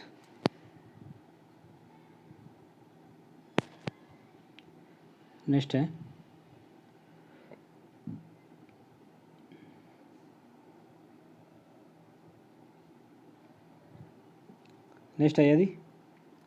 यदि डॉलर जोड़ का प्रतीक है, जहाँ जहाँ पे डॉलर हो वहाँ पे जोड़ बना दीजिए।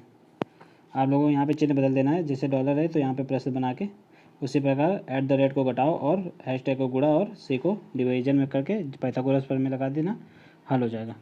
तो इसका आंसर कितना निकल के आएगा? -1। बढ़ते नेक्स्ट। इसमें आप लोगों को त्रिभुज की संख्या गिननी है। इसका आंसर आप लोग कमेंट बॉक्स में बताइएगा, ठीक है? कितने त्रिभुज हैं इसमें बताइएगा ज़रूर, ठीक है? चैनल को सब्सक्राइब भी कर दीजिएगा आप लोग और कमेंट भी कर देना, मतलब लाइक भी कर देना। अब इसमें देखिए डाइस में पूछा गया है कि 3 अंक के मतलब 3 अंक वाले फलक के सामने कौन सा होगा। तो इसमें 2 पासे का रूल लगा देना है। अगर 2 पासों में सेम है, अगर 2 फलक सेम है, 2 फलक के सेम का रूल लगाना है कि 2 फलक सेम है तो तीसरा फलक जो दूसरे पासे का तीसरा फलक है वो जस्ट अपोजिट होता है। देखिए 5 और 6, 5 है तो इसका अपोजिट क्या हो जाएगा? 4। ठीक है, 2 फलक सेम है ना, तो तीसरा फलक जस्ट अपोजिट होता है दूसरे पासे का, तो इसका आंसर हो जाएगा 4। 3 के अपोजिट 4। नेक्स्ट क्वेश्चन है, ये भी कथन करना टाइप का क्वेश्चन है, इसको भी आप लोग हल कर लीजिएगा। इसका आंसर सी आ जाएगा, ठीक है? यहाँ पे हम बता दे रहे हैं। अब देखिए, जो संबंध शाखा का पौधे से वही अवयव का किससे होगा? हाथ से होगा। हाँ, हाथ से हो जाएगा। बढ़ते नेक्स्ट। हाथ से नहीं होगा, यहाँ पर पशु से होगा, ठीक है? जैसे मतलब पौधा जो शाखों से मिलकर बनता है तो पशु अवयव यानी तत्वों से मिलकर बना होता है। बढ़ते नेक्स्ट। यहाँ पर विकल्प का चयन करना है। जनरल स्पेसिफिक जो संबंध है वही वाइड का किससे होगा? जनरल तो जनरल हो गया, साधारण स्पेसिफिक में जो विशिष्ट व्यक्ति होता है। वाइड मीन्स चौड़ा हो गया, तो इसका क्या हो जाएगा? नैरो हो जाएगा। अपोजिट लिखना है एक तरीके से। बढ़ते नेक्स्ट है निम्नलिखित कथनों में जोड़ा बताइए। जोड़ अन्य से भिन्न है, इन दोनों का जोड़ अन्य से भिन्न है। किसका भिन्न है? ये आप लोग जब करिएगा तो इसका आंसर कितना आएगा?